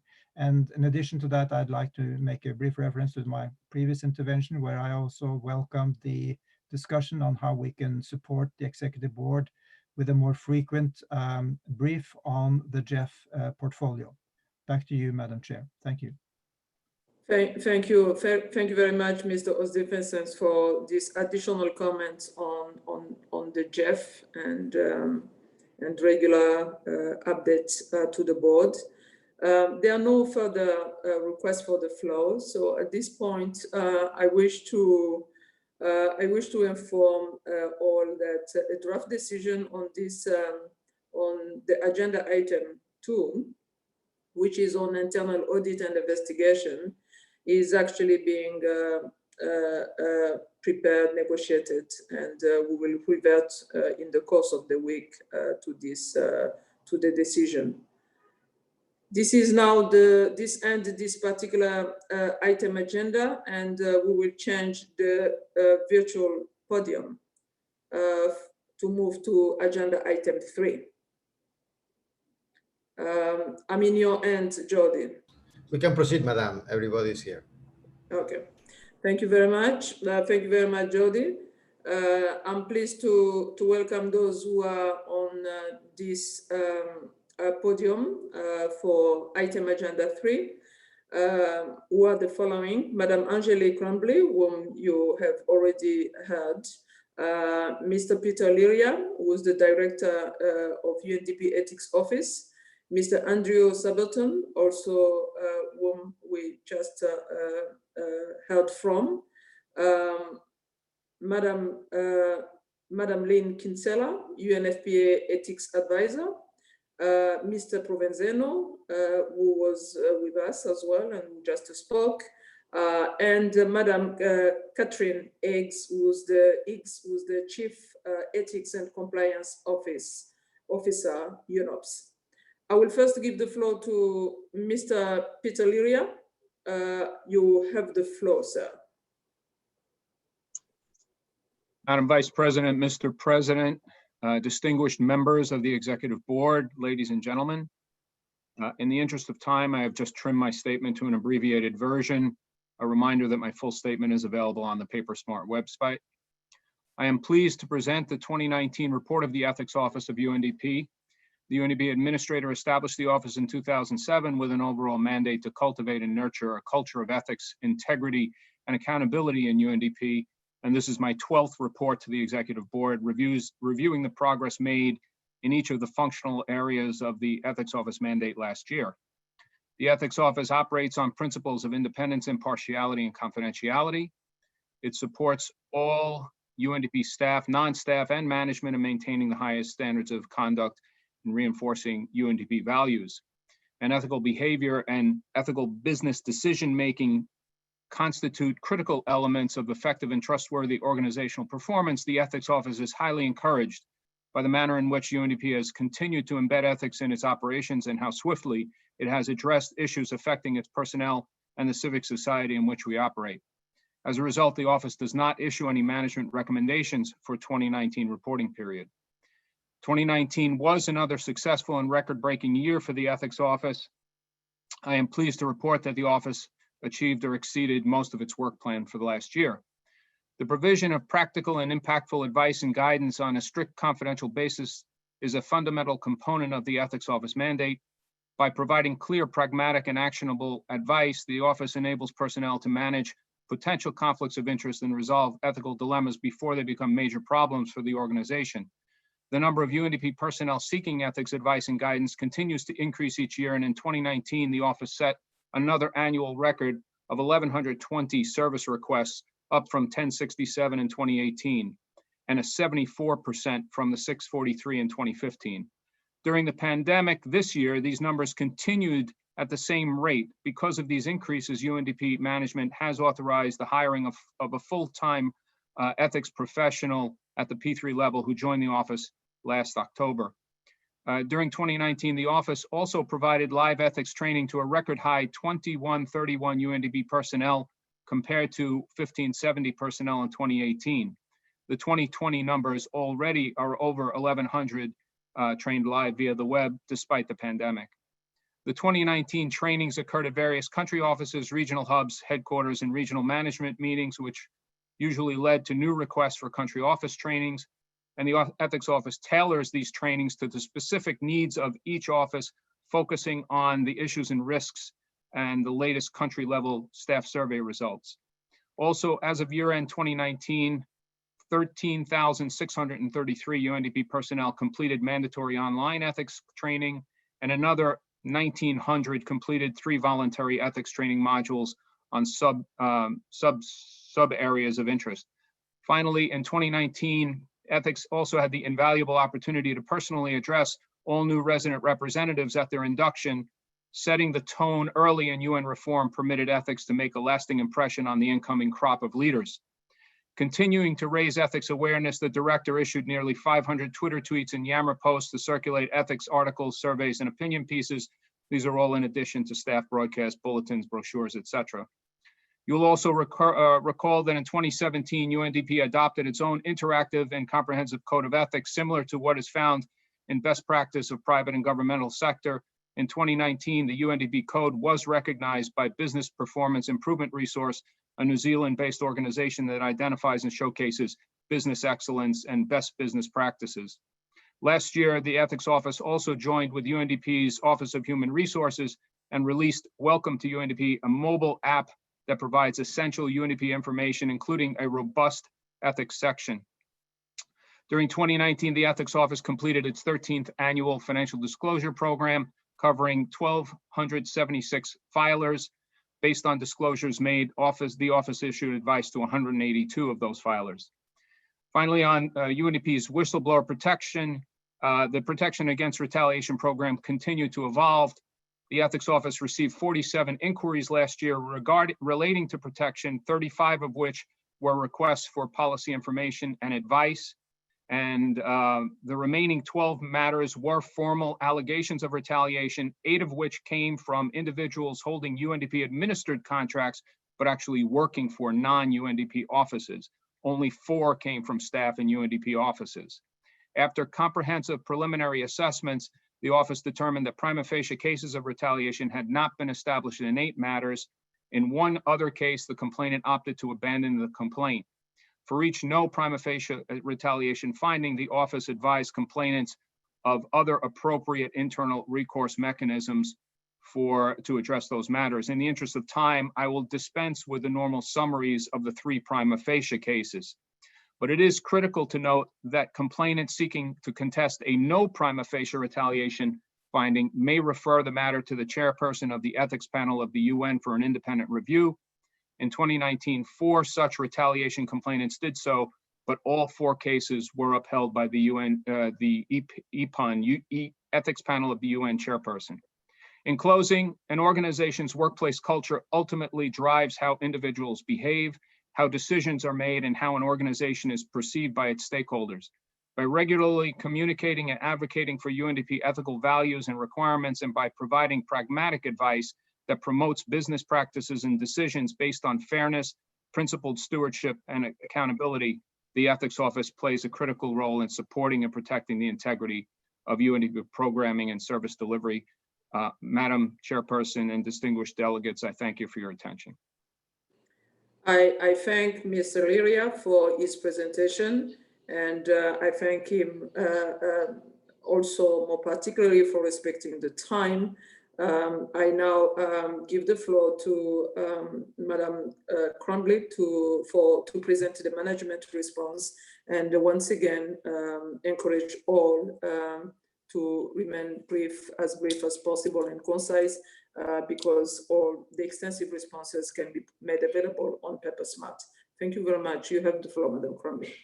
Thank you, Madam Vice President, distinguished delegates, ladies and gentlemen. I'm also pleased to deliver UNDP's management response to the 2019 annual report of the Ethics Office. I'd like to thank Director Peter Liria and his team for managing a large number of requests with a limited amount of staff. It should be noted that the Independent Audit and Evaluation Advisory Committee has also acknowledged this with appreciation on several occasions. UNDP management commends the achievements of the Ethics Office in 2019. We would like to particularly highlight the Ethics Office role in the prevention of sexual harassment and protection of whistleblowers. We also appreciate the Ethics Office for keeping a watchful eye over UNDP and for recommending change when and where it is necessary. In 2019, the Ethics Office made 2 recommendations, and we're pleased to share with you that UNDP management has satisfactorily addressed both recommendations. Allow me to close by reemphasizing that due to the leadership of the Ethics Office, UNDP management has committed to a strong culture of ethics, integrity, and accountability in the organization. I want to thank you all for your time today. Over. Thank you very much, Madam Crumbly. Thank you very much for your concise response and straight to the point. I would like to invite now Madam Kinsella, UNFPA Ethics Advisor, to introduce the UNFPA Ethics Report. You have the floor. Madam Vice President, distinguished delegates, ladies and gentlemen, I'm pleased to present to you today this annual report, which highlights our work in 2019 and key observations and recommendations. I'd like to start by thanking and acknowledging the Executive Director and Senior Management Team for welcoming me to UNFPA in October 2019. It's a privilege to serve UNFPA, an organization that consistently strives to achieve an enabling environment for adherence to UN values and standards. In 2019, the Ethics Office provided services on 309 occasions. Confidential advice and guidance constituted 60% of those services, including guidance on potential misconduct. Requests for advice and guidance are a measure of staff confidence in the efficacy of the Ethics Office. The Ethics Office is a gatekeeper for whistleblowing, reporting misconduct, conflict resolution, conflicts of interest, and administrative issues. Effective, timely, and confidential advice and referral can prevent unnecessary escalation of issues, ensure compliance, and mitigate risks. Therefore, it is with concern that I report to you a 3-year decline in requests for advice and guidance from 280 requests in 2017 to 186 in 2019. It's difficult to attribute a specific cause for this decline. However, I note a reduction in physical outreach to field officers in 2019, likely resulting from the transition between the outgoing and incoming ethics advisors. For reasons to do with trust, fear of retaliation, and language and logistics, traditionally personnel tend to flag concerns only following a personal interaction with the Ethics Office. And this is why requests for advice and guidance are consistently higher in HQ relative to personnel numbers. However, field visits are costly and time intensive. The Ethics Office has 1 advisor serving the entire UNFPA population. As a result, some personnel may only benefit from a face-to-face interaction every 2 to 3 years. COVID-19 has provided us with an opportunity to test the impact of virtual engagement. Rather than depending on physical outreach this year, the Ethics Office strengthened its online presence, and this has resulted in enhanced engagement by personnel. As of August 2020, the total number of requests for service is at 319, exceeding the total for the entire year of 2019. I'll turn now to the financial disclosure program. 515 staff were required to submit financial disclosure statements, and a random sample of 47 statements was subject to external verification. Of those, 79% were reviewed, verified, and closed without noteworthy concerns. However, 10 staff members were found to have assets or liabilities that they had not disclosed during the initial disclosure period, although no conflicts of interest were ultimately found. In December this year, the Ethics Office will submit a review of the financial disclosure program together with any recommendations for its revision. Protection from retaliation is also an important part of our work program. In 2019, the Ethics Office received and assessed 3 complaints of retaliation and 6 retaliation-related inquiries. 2 allegations were assessed and closed, and a third was referred for investigation with recommendations for protective measures. The Ethics Office provided training and training-related services on 21 occasions in 2019. This included 15 in-person sessions that reached approximately 317 personnel in country offices in Turkey, Kenya, and the UAE. Compliance with the mandatory online ethics program was at 50% in December 2019, and this represents an increase from 21% at the end of 2018. I'm pleased to report that the current rate of compliance is 62%, and we are working to increase overall compliance by year's end. During the reporting period, the Ethics Office collaborated with other UNFPA officers on 14 occasions to review, provide input, and seek clarification on organizational policies and procedures. Turning now to coherence. The Ethics Office contributed significantly to coherence in the UN system in 2019 through its membership of the Ethics Panel of the United Nations. The Ethics Office participated in 10 official meetings of EPUN and gave and solicited advice from EPUN on substantive practice and policy issues.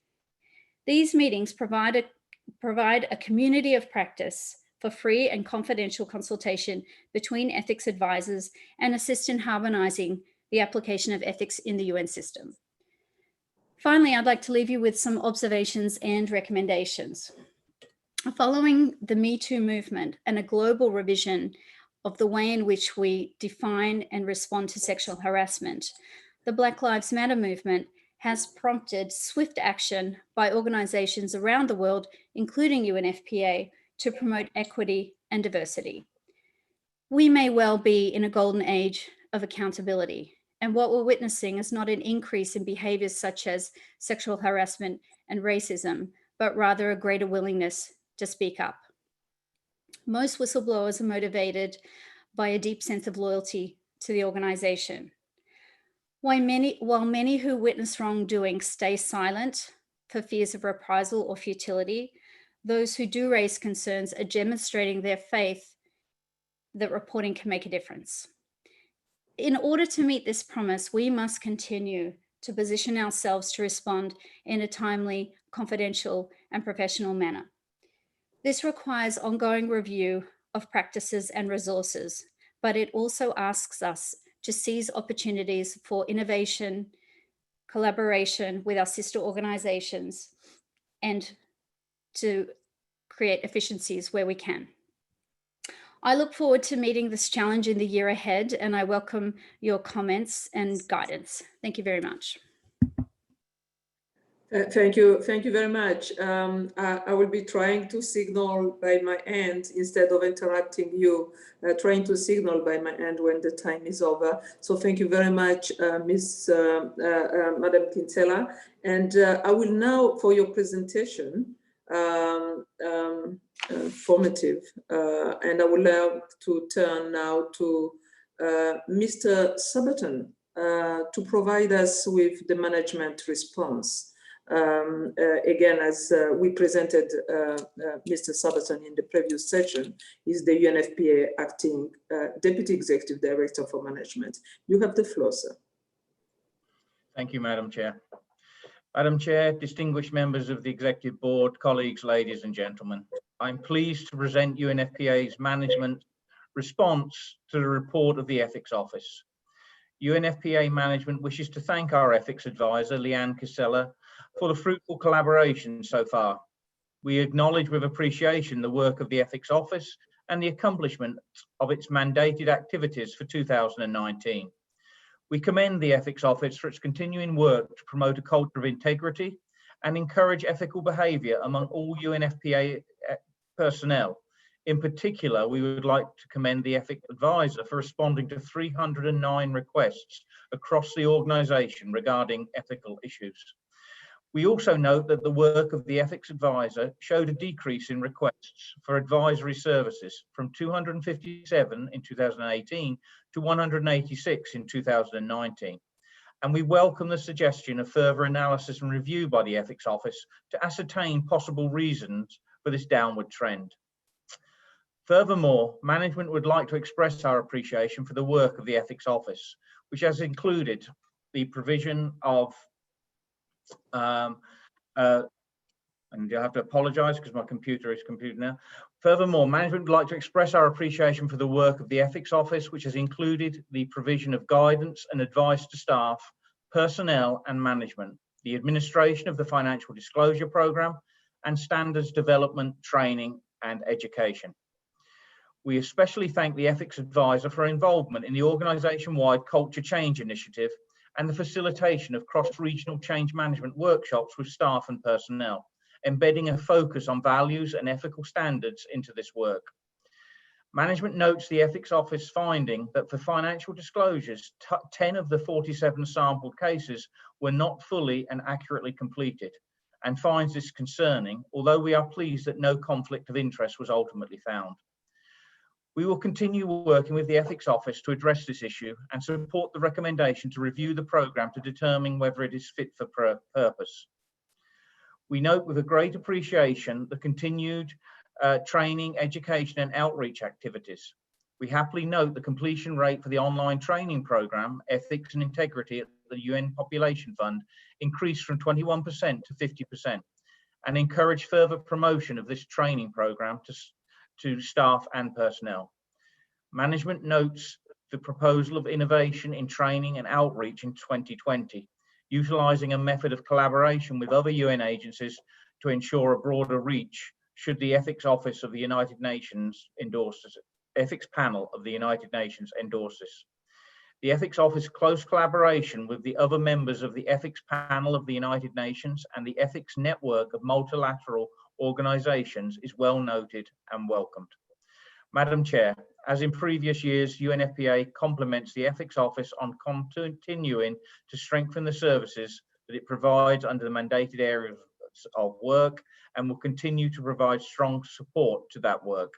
Management looks forward to further discussing the recommendations made by the Ethics Advisor and to a continuing fruitful collaboration to foster a culture of ethics and integrity throughout UNFPA. Thank you. Thank you. I thank Mr. Sabaton for his presentation. I now give the floor to Madam Higgs to introduce the activity report for 2020. She's the Chief Ethics and Compliance Officer of UNOPS, as I introduced her earlier. You have the floor.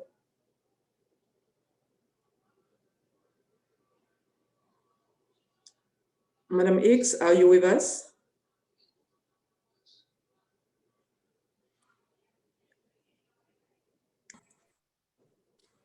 UNOPS, Madam Higgs, Catherine Higgs. Yes. Thank you. Can you hear me now? Yes, now we can hear you. We can hear you loud and clear. You have the floor, please. Thank you. Mr. President, distinguished delegates, colleagues, thank you for the opportunity today to present the annual report of the Ethics and Compliance Office for UNOPS for 2019. The UNOPS Ethics Office was first established in 2009 with a mandate to cultivate a culture of ethics, integrity, and accountability at the organisation. In addition to this, in 2019, UNOPS expanded its Ethics Office to become the Ethics and Compliance Office, and I joined the organisation to serve as Chief Ethics and Compliance Officer with UNOPS. The decision to appoint a director role within the office reflected the executive director and leadership's desire to ensure UNOPS was properly focusing on the ethics issues of today. The office, and in my capacity as director of the office, welcomes this decision from the executive director and her senior leadership team to enhance the organisation's focus on ensuring that all of UNOPS activities are done and all personnel work to the highest ethical standards. I'm also grateful for the support and ethical leadership shown by the executive director, which is essential to the success of any ethics program. Turning to the specific activities of 2019. 2019 saw a total of 868 cases lodged with the office for various services and advice. Although the total number of cases logged is slightly lower than 2018, demand for support and advice from the office remains high, and the overall trend in case numbers continues upwards. It's worth noting that the overall case numbers do not necessarily reflect the amount of time that any particular matter takes up. What is important to take from these figures is that the number of requests for advice continued to rise in 2019, up 150% on 2018's figures, which demonstrates a consistent increase in engagement by personnel with the office. Taking a look at a couple of the specific areas within the ECO mandate, I'll first address the topic of protection against retaliation. This remains one of the most important parts of the Ethics and Compliance Officer's role. The office received 15 requests for protection in 2019, which is an increase from previous years.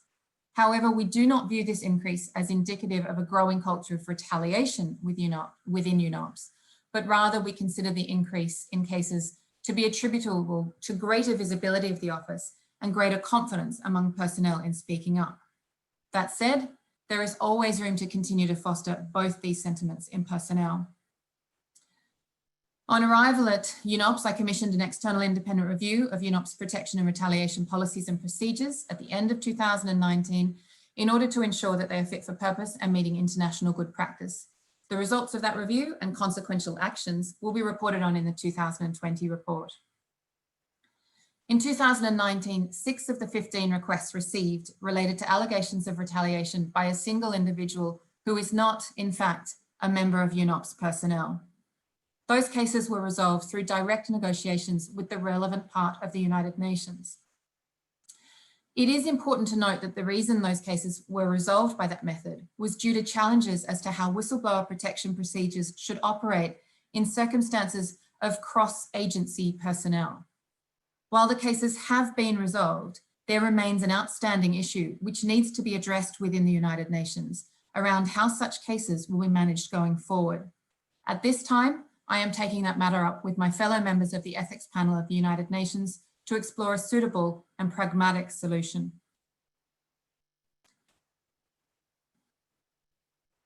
I noted earlier that advice was an increasing area in which personnel are consulting the office. Requests for advice represent 46% of the total services provided by the office in 2019. A positive and important trend apparent in 2019 was the increasing number of colleagues approaching the office for advice before making an allegation of misconduct. It is our view that the availability of the office as an avenue to raise concerns confidentially and seek reassurance before reporting misconduct is a valuable one which assists our speak up culture. Outside activities is one of the major areas of request for advice, with the number of requests for outside activities continuing to rise year on year. The standards of conduct for the International Civil Service provide that the primary obligation of personnel is to devote their energies to the work of the organisation, and it is the view of the office that the level of outside activities at UNOPS is too great. During 2020, we are reviewing whether the existing levels of approvals are correct or if a different approach should be taken going forward. In addition to our work within UNOPS, the office continues to participate and collaborate with colleagues on the Ethics Panel of the United Nations and as part of the Ethics Network of multinational organisations. Lastly, I touch on the steps taken to develop the Ethics and Compliance Office in 2019, moving into 2020. As I noted at the beginning of the presentation, 2019 marked the expansion of the office to include compliance and my arrival. During the year, the office consulted with a wide selection of stakeholders within UNOPS and conducted external benchmarking as it began to develop its strategic plan. A new day-to-day definition of ethics at UNOPS and a description of the role of the office were drawn up alongside a detailed work plan to advance the office's strategic objectives. In particular, we are shifting our focus to broaden the focus of ethics to both individual ethics, but also institutional integrity, an important move to bring UNOPS in line with best practice in ethics around the world. I look forward to reporting to you on the progress of the 2020 work plan in next year's annual report. Thank you for your time today, and I'm available to answer any questions the delegates may have.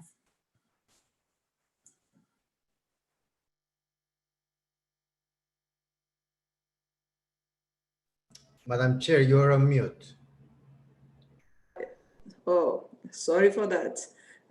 I was thanking you, Madam Hicks, for your presentation, and now give the floor to Mr. Provenzano to present the management response, UNOPS management response. You have the floor, Provenzano.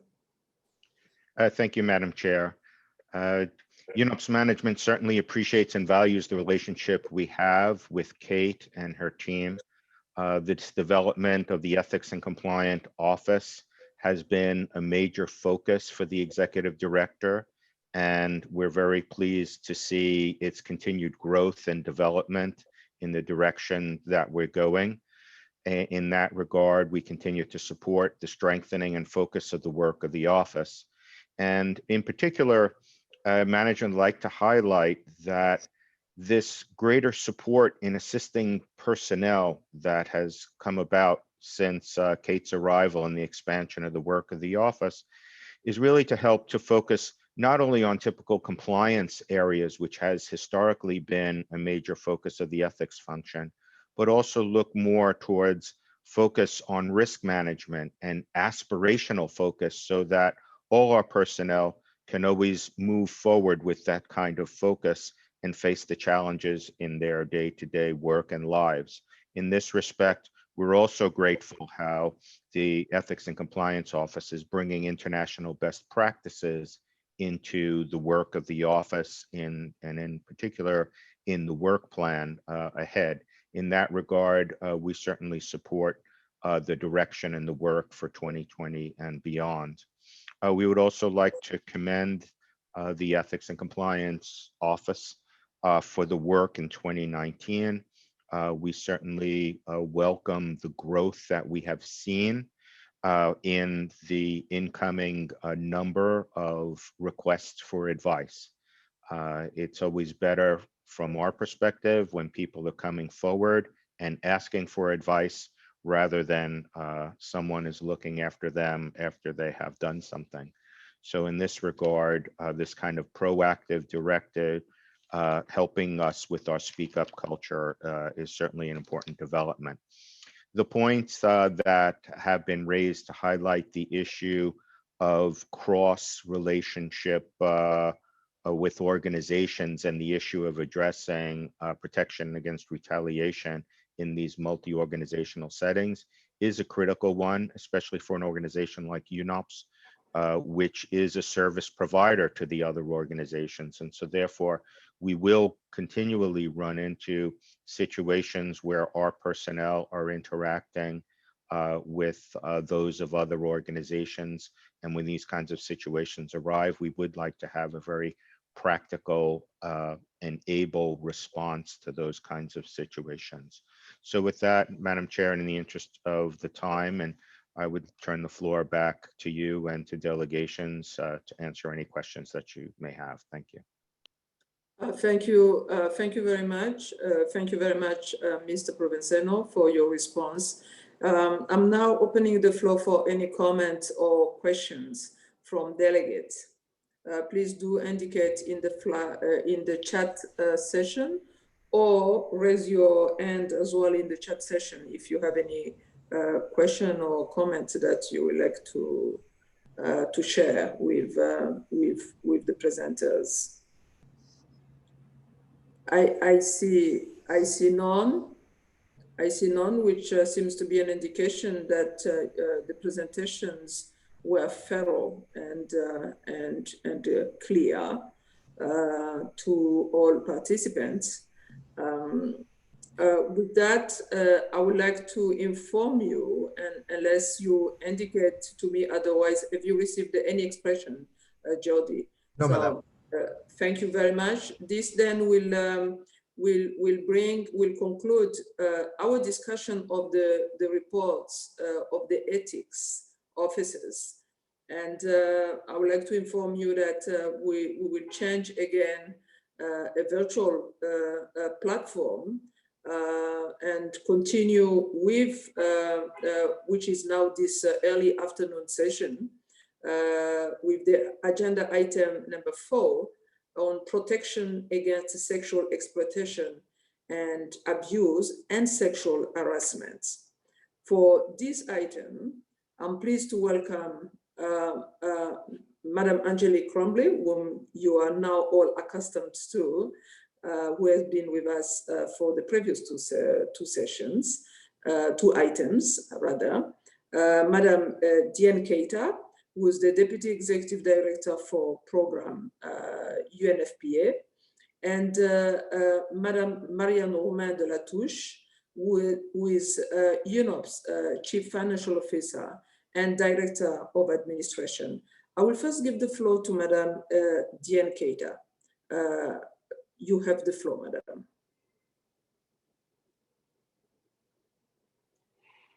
He's the Deputy Executive Director for Program UNFPA with us, and is she unmuted if she's with us?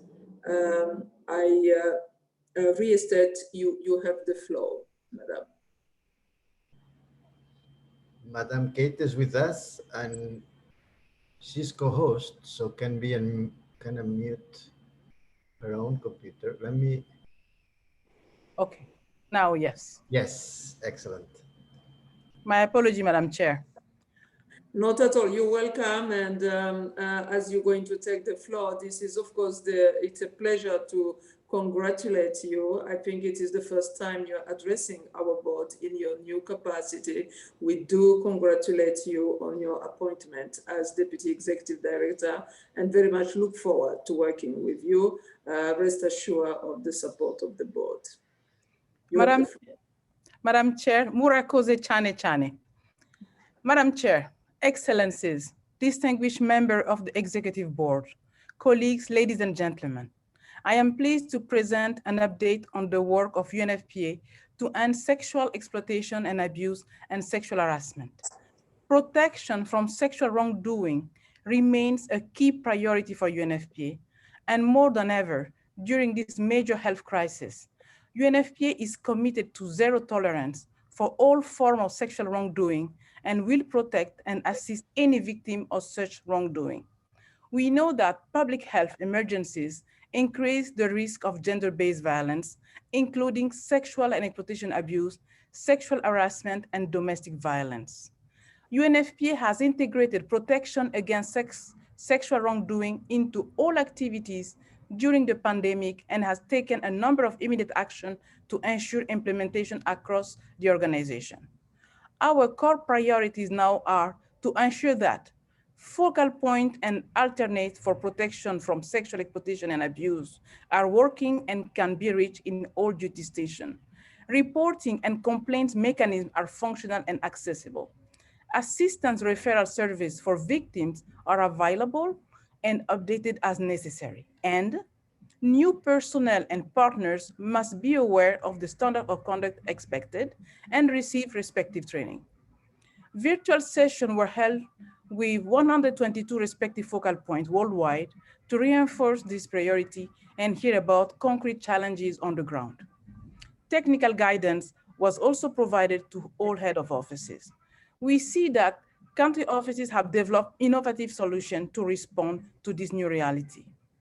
Respective focal points are working closely with practitioners to adapt assistance service and to provide, for example, online psychosocial assistance. So far, UNFPA has not seen a notable change in reported case since the outbreak of the pandemic, with a slight drop in allegation of sexual exploitation and abuse involving implementing partners. In September, UNFPA will roll out a standardized electronic incident reporting form to further facilitate receipt of allegations. Overall, while COVID-19 has compounded existing challenges, it has not fundamentally affected the 2020-21 work plan or progress. Over the past 2 years, the fund has significantly strengthened its institutional framework on protection from sexual exploitation and abuse and sexual harassment. The priority now is to ensure impact and sustainability of these measures on the ground. To this end, the fund is implementing a range of actions across 3 priority areas. First, strengthening the country capacities. UNFPA is leading or co-leading networks on protection from sexual exploitation and abuse in 14 high-risk countries. This is due in part to our leadership role in the area of gender-based violence. The fund also provides continued support to interagency effort through its focal point system. There remains, however, a critical need for sustainable interagency investments under the auspices of the humanitarian and resident coordinator, including through full-time coordinator on protection from sexual exploitation and abuse, particularly in high-risk operations. Second, strengthening accountability of implementing partners. In July 2020, UNFPA rolled out a screening tool to assess partners' capacity on protection from sexual exploitation and abuse. This harmonized interagency tool was developed jointly with other funds and programs. UNFPA is operationalizing the tool in a phased approach, starting with non-governmental partners operating in high-risk environments. Third, improving assistance to victims of sexual wrongdoing. As the lead agency in the area of gender-based violence, UNFPA also provides assistance to victims of sexual exploitation and abuse. Ensuring access quality service is therefore a key priority for the fund. Also, in collaboration with the Office of the Ombudsman of the UN funds and programs, UNFPA is establishing a network of respectful workplace advisors to assist personnel through early intervention in appropriate case. Last but not least, UNFPA continues to prioritize prevention through extensive outreach and communication. All of UNFPA internal stakeholders collaborate closely to ensure that we speak with one voice and take a holistic approach to all forms of workplace abuses. Furthermore, in September, UNFPA will conduct a global survey on sexual exploitation and abuse and sexual harassment to determine knowledge and capacity at the country level and identify remaining gaps and opportunity for further improvement. Looking ahead, I am pleased to announce that in January 2021, our Executive Director, Dr. Natalia Kanem, will assume the Interagency Standing Committee Championship on Protection from Sexual Exploitation and Abuse and Sexual Harassment. Building on the work of the previous champion and considering UNFPA's unique expertise, we will focus on key results to strengthen a victim-centered approach to sexual wrongdoing. Let me conclude by noting that COVID-19, despite all its immense challenges, has reinforced the importance of our shared commitment to ending sexual wrongdoing. To this end, we will continue to collaborate closely with the United Nations partners and further strengthen coherence in our approach and protocol to prevent and tackle sexual wrongdoing. Finally, I wish to thank you, Madam Chair, as well as the member of the board for your ongoing support in this joint endeavor. Thank you. I thank Madam Keita for her presentation. And it's now my pleasure to give the floor to Madam Crumbly to make a presentation on behalf of UNDP. You have the floor, Madam. Thank you, Madam Vice President, distinguished delegates, UNFPA and UNOPS colleagues, good afternoon. Thank you for the opportunity to provide an update on UNDP's ongoing efforts to prevent and respond to sexual exploitation and abuse and sexual harassment. The last time we updated you on this topic was in June of this year. Despite the current crisis, I would first like to reassure the board that our focus on these issues has not diminished. COVID-19 has had an impact on the number of reported cases. There has been a significant drop in reports from 19 at the same time last year to only 7 to date. This decrease, while expected, given the fact that most of our personnel have been teleworking since March 2020, is still a concern, as we know cases of sexual misconduct are still occurring. In addition, the challenges of lockdown and isolation, as well as the rapid rise of unemployment in many countries, have resulted in a significant surge in domestic violence across the globe. In this context, our action to respond to sexual exploitation and abuse and sexual harassment continues to be guided by the 2019-2020 Strategy and Action Plan. The action plan covers 10 results areas with actions focused on prevention, reporting and response, support to survivors, and accountability. We have also provided a more detailed progress report on our work in issue areas, which you can find in the background paper prepared for this session. The rest of my remarks will focus primarily on some of the key issues I believe still need to be addressed. First, we believe it is critically important to continue raising the profile of sexual misconduct, both internally and externally, with our implementing partners and affected communities. The administrator has addressed this issue during his regular town hall meetings and in his all staff messages. Further, UNDP's task force on the prevention of SEA and SH continues to provide guidance and training to bureaus and offices. Earlier this year, we rolled out a new training package. We also provided targeted support to our newly trained Preventing Sexual Exploitation and Abuse focal points in 24 high-risk countries. Concurrently, we have intensified our support to personnel. For example, we ensured that more individual counseling is available for all personnel. Our Respectful Workplace Facilitators pilot program, designed to provide our offices with staff skilled in conflict management, is ongoing in 23 countries under the leadership of the Office of the Ombudsman. We also continue to ensure that SEA and SH are properly integrated into our program policy, guidelines, and tools.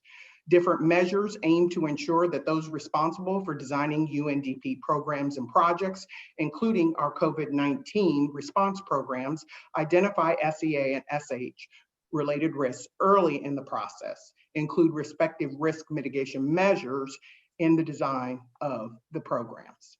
In terms of our reporting efforts, we have been focused on ensuring that all cases of the SEA and SH are quickly reported. We recently developed new guidance for UNDP personnel to enable them and their beneficiaries to more easily and quickly report issues. Finally, we have taken the opportunity during COVID to do some deeper analysis on our efforts to address sexual misconduct. During the summer, we conducted a survey of our country offices' responses to SEA. 98 out of 130 country offices participated in the survey. This provided us with an abundant amount of data, which will inform our approach going forward. The good news is that our work to date has had an impact.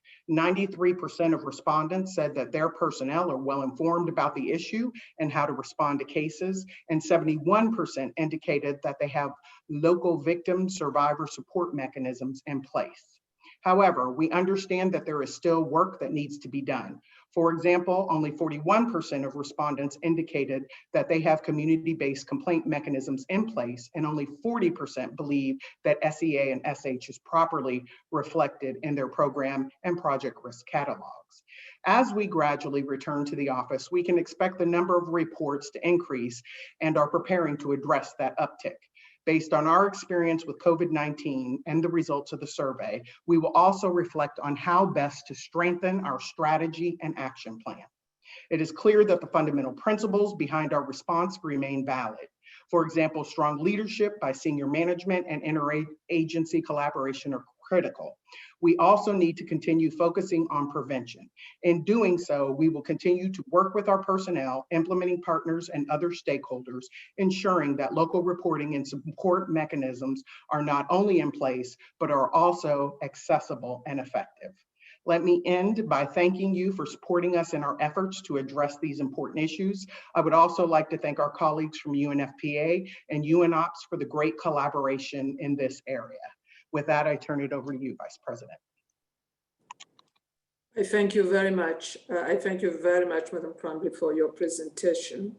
I now would like to give the floor to Madame Romain de la Touche to make a presentation on behalf of UNOPS on this same subject. You have the floor, Madame. Thank you, Madam Chair and distinguished delegates. I truly appreciate having the opportunity to talk about this important topic in the formal session. During the informal session last week, I reiterated UNOPS' commitment to eradicate sexual harassment and sexual exploitation and abuse. I made reference to the new UNOPS strategy that had been issued to achieve this goal and to some specific actions that we have been implementing since the last time we reported on this topic. These actions address the strategic priorities that UN system partners have identified as being the areas of greatest concern and risks. Among these actions, the adoption of a victim-centered approach is a key step. We have ensured that the new strategy allows the organization to focus on victims' rights and needs at all times. However, we are also aware that we are at the beginning of a journey, and we are committed to continuously develop and evolve based on experience and best practices. It is important that we assess whether the system we have set up is fit for purpose, and we will be ready to take corrective measures as required. Today, I will focus on how we have adapted to the impact of COVID-19 pandemic, as well as what action we are planning for the next future. Since the pandemic started, while we have seen an increase in overall interpersonal conflict allegations, the number of reported allegations that fall under the category of sexual harassment and sexual exploitation and abuse have remained low. We are very much aware that in this area, there is underreporting issue. To this end, we have outsourced our reporting hotline to a leading service provider to ensure that we have the right technology that allows us to manage allegations swiftly and provide further assurance on confidentiality. We named the tool Speak Up, reinforcing the message that UNOPS fosters a full speak up culture. Given the lockdown in many countries, we have adapted our communication efforts to a full virtual channel, conducting the vast majority of our training online. I want to highlight one particular training course that we delivered to over 100 of human resource practitioners. The course focused on creating an enabling environment and included a specific section on combating sexual harassment and sexual exploitation and abuse. UNOPS offices now have HR practitioners who are aware of and conversant on our policies, tools, and practices. We also implemented a communication plan with updated internal and external web pages, developing posters, and no excuse cards. Communication messages centered on zero tolerance, no excuses, and obligation to report. In our future action, we will continue with our efforts to strengthen country capacity. We plan to expand the network of focal points, continue our training efforts and communication campaigns. At the same time, we will keep on addressing these matters as a cross-cutting issue as part of our efforts to strengthen our values and culture. Another of the key priorities is to continue our efforts towards strengthening the accountability of our implementing partners. In order to plan and monitor our performance on these areas, UNOPS has a corporate action plan that we share with the Office of the Special Coordinator on improving the United Nations response to sexual exploitation and abuse. The corporate plan links to specific regional and local action plans. We also have action plans focusing on preventing and addressing sexual harassment. These action plans help us identify areas of work and monitor our implementation on the agreed measure throughout the entire prevention and response cycle, from the development of policies and systems to the implementation of corrective actions. I would like to conclude with the reaffirmation that UNOPS takes this subject very seriously. This is demonstrated in the management letter that UNOPS Executive Director Greta Faramo sends to the board annually, confirming that UNOPS has fulfilled its obligation regarding the reporting and prevention of SEA.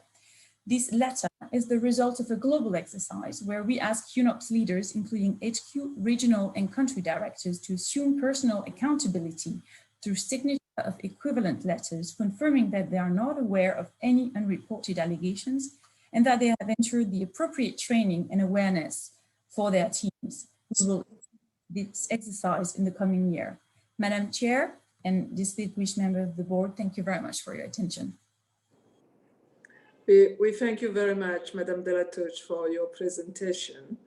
At this stage, this is a time now for comments and questions from delegates. If any delegates wish to make a comment or ask a question related to the three presentations we have just heard, please do indicate so. I recognize the United Kingdom. Unfortunately, I cannot read your name, so sorry for that. From my device, I can't read the name, but the United Kingdom, the delegate from the United Kingdom, you have the floor. Thank you, Madam Chair. Thank you to UNDP, UNFPA and UNOPS for your strong leadership on tackling sexual exploitation and abuse and sexual harassment. We welcome the update provided on the agency's respective responses to SEA and SH. I am delivering this statement on behalf of the following cross-regional group of member states: Australia, Austria, Belgium, Canada, Colombia, Denmark, Finland, France, Germany, Iceland, Ireland, Italy, Japan, Luxembourg, the Netherlands, New Zealand, Norway, Republic of Korea, Republic of Moldova, Sweden, Switzerland, Turkey, the United States, and my own country, the United Kingdom. First, on leadership, we welcome the action and progress made by UNDP, UNFPA, and UNOPS to date, and recognize the need for continued focus, as well as the allocation of sufficient capacity and attention to address this vital issue. We look forward to UNFPA Executive Director, Dr. Natalia Canham, assuming the Interagency Standing Committee championship on PSEAH role in January 2021, and hearing more about her priorities. We commend UNDP, UNFPA, and UNOPS for taking action to implement the recommendations of the independent review of their organizational response to SEA and SH in 2019, and welcome the progress made against these actions. We would be interested to understand how progress against this is being monitored and tracked, including joint recommendations, and would welcome transparent communication of results to the Executive Board. Second, on COVID-19, we commend the resilience and steadfast commitment of UN staff who continue to assist vulnerable populations during the pandemic. It is critical the UN continues to uphold commitments and international standards to prevent and address SEA and SH. We welcome the actions already taken by UNDP and UNFPA in response to the pandemic. We note that UNDP has seen a significant drop in sexual misconduct reporting and would be interested to understand if other organizations are experiencing similar. We would also be interested to understand how PSEA coordinators, networks, and focal points are sharing information and experiences on the ground, including with senior management at country and regional levels and headquarters, and how this is informing the overall response and strengthening interagency mechanisms. We urge timely analysis and communication during the pandemic on emerging risks, hotspots, and action taken to address issues of concern, including reporting of allegations, investigations, and accountability, and survivor and victim care. Third, on country-level response. We welcome the upcoming survey by UNFPA and the survey recently undertaken by UNDP. This provides rich data, including on SEA risk and community-based complaints mechanisms, where the findings show a need for improvement. We are pleased to see that, as a result, identifying and strengthening national and community-level reporting mechanisms and risk will be a priority moving forward. We are interested to understand how the data from the survey will be used to further inform the approach, and if results and recommendations will be shared across the UN system. Fourth, on implementing partners. We welcome the commitment to strengthen implementing partner accountability. We would be interested to hear feedback on the preliminary experiences with the implementing partner PSEA assessment and how this links in with the UNOPS Drive program. Fifth, on support to victims and survivors. We welcome this as an area that is being prioritized. We would be interested to understand when the UNFPA mapping of services will conclude and how the results will be shared. We would welcome an update on agencies' experience of implementing the UN Victims Assistance Protocol. To conclude, let me reiterate our shared commitment to tackle sexual exploitation and abuse and sexual harassment, and our collective recognition that we must maintain a victim-centered response in all that we do. Thank you. I thank very much the distinguished delegate from the United Kingdom for delivering this joint statement and all questions and comments contained in the statement. It is now my pleasure to give the floor to the distinguished delegate from the United States. You have the floor. Thank you. Can you hear me? Very well, thank you. You have the floor. Mr. President, Madam Chair, distinguished delegates and colleagues, thank you for letting me take the floor on this very important topic. We wish to emphasize the increased risks for sexual exploitation and abuse during the ongoing COVID-19 pandemic, and we support UNDP, UNOPS, and UNFPA's efforts to put measures in place to address this risk and support survivors with measures tailored to their particular needs. We are very pleased that UNDP has added additional investigators to the OIA team for sexual misconduct allegations.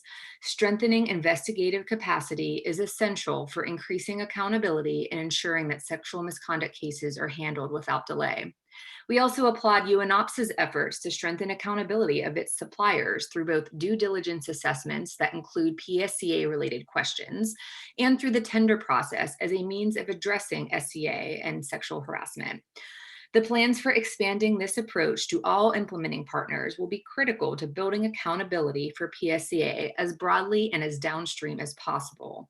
We encourage UNOPS to expand the consideration of SCA risks in development sector activities. We also appreciate UNFPA's efforts to roll out the implementing partner PSCA assessment and emphasize the importance of continued coordination across the UN to ensure that the oversight of high-risk partners is jointly undertaken wherever possible. We also look forward to receiving the results of the upcoming knowledge survey. Last, we appreciate all efforts to recognize that a decrease in reporting should not be conflated with a decrease in occurrence, and we recognize that those most profoundly impacted by COVID-19 and its risk mitigation measures, including movement restrictions and compromised access to support and assistance, are also those most at risk of violence, abuse, and exploitation. Thank you, Madam Chair. I thank you very much. I see no further request for the floor. I will therefore at this stage give back the floor to the representatives of UNFPA, the Deputy Executive Director was with us here, to be followed by the representative of UNDP, Madam Crumbly, to answer questions which have been posed. They will then be followed by UNOPS to make any comments also relevant to points related to UNOPS. I would like to start with UNFPA. You have the floor, Madam Deputy Executive Director.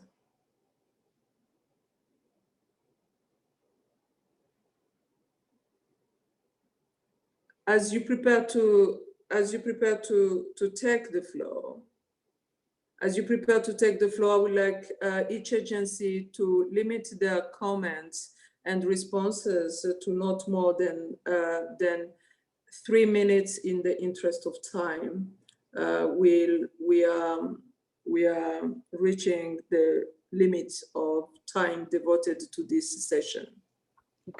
Thank you, Madam Chair. Gator, you have the floor. Thank you, Madam Chair. I would like to thank the distinguished member of the board for their very substantive and valid remarks and questions. We are very grateful and humbled by their support and the commitment to accompany this important exercise. It is important for our work based, which is a human rights based work on the field, to ensure that the sexual and exploitation abuse and sexual harassment are being really taken care of. We will make sure to share the information as they come out in respect of confidentiality and the human right of the victims, of course, and the staff members as well. As for us, the coordination is one of the most important aspects of this issue. That's why during the statement, I mentioned the importance of having a one body coordinating all the information at the UN resident coordinator level, so that all together with the agency, we can share the information together. Since I have only 3 minutes, I would like to emphasize the fact that the survey and the mapping will allow us to get specific information to go deep down further into the issues and be able to differentiate the cases depending humanitarian situation or development situation, because they are totally different. For those concerning the taking care of the survival of the victims, this is much more delicate. Within the ground, this question can take much longer than identifying the perpetrators. This we will have to identify with the coordinator, resident coordinator office and the humanitarian coordinator, how to move forward, how to take the cases, because the victims suffer for a long time and it takes much more long time to identify them and to give them back to all the assistance we need. I mentioned the online psychosocial assistant. Of course, this is already for the victim that can get to that. Some are really on remote places, in the field, on the ground, and for that, indicators are being developed, and the survey will allow us and the mapping how to get them. I will maybe stop there at this stage, and we will ensure that you'll get all the specific reply and response through continuous dialogue with you. I thank you, Madam Chair. Thank you very much, Madam Deputy Executive Director. We take note also of your commitment to provide more comprehensive responses to the questions raised by distinguished delegates. Maybe that should follow up this session, and the distinguished delegates should also make sure to make their statement available on PaperSmart so that you can provide more comprehensive and detailed responses. I will now give the floor to UNDP. UNDP, you have the floor. Thank you. And thank you for the joint statement and for the statement from the US. UNDP strategy and action plan is based on the Deloitte & Touche external review, and we use this to monitor progress. Now we have an SEA-SH task force that meets monthly and reviews tasks and actions to provide updates to the executive group as needed.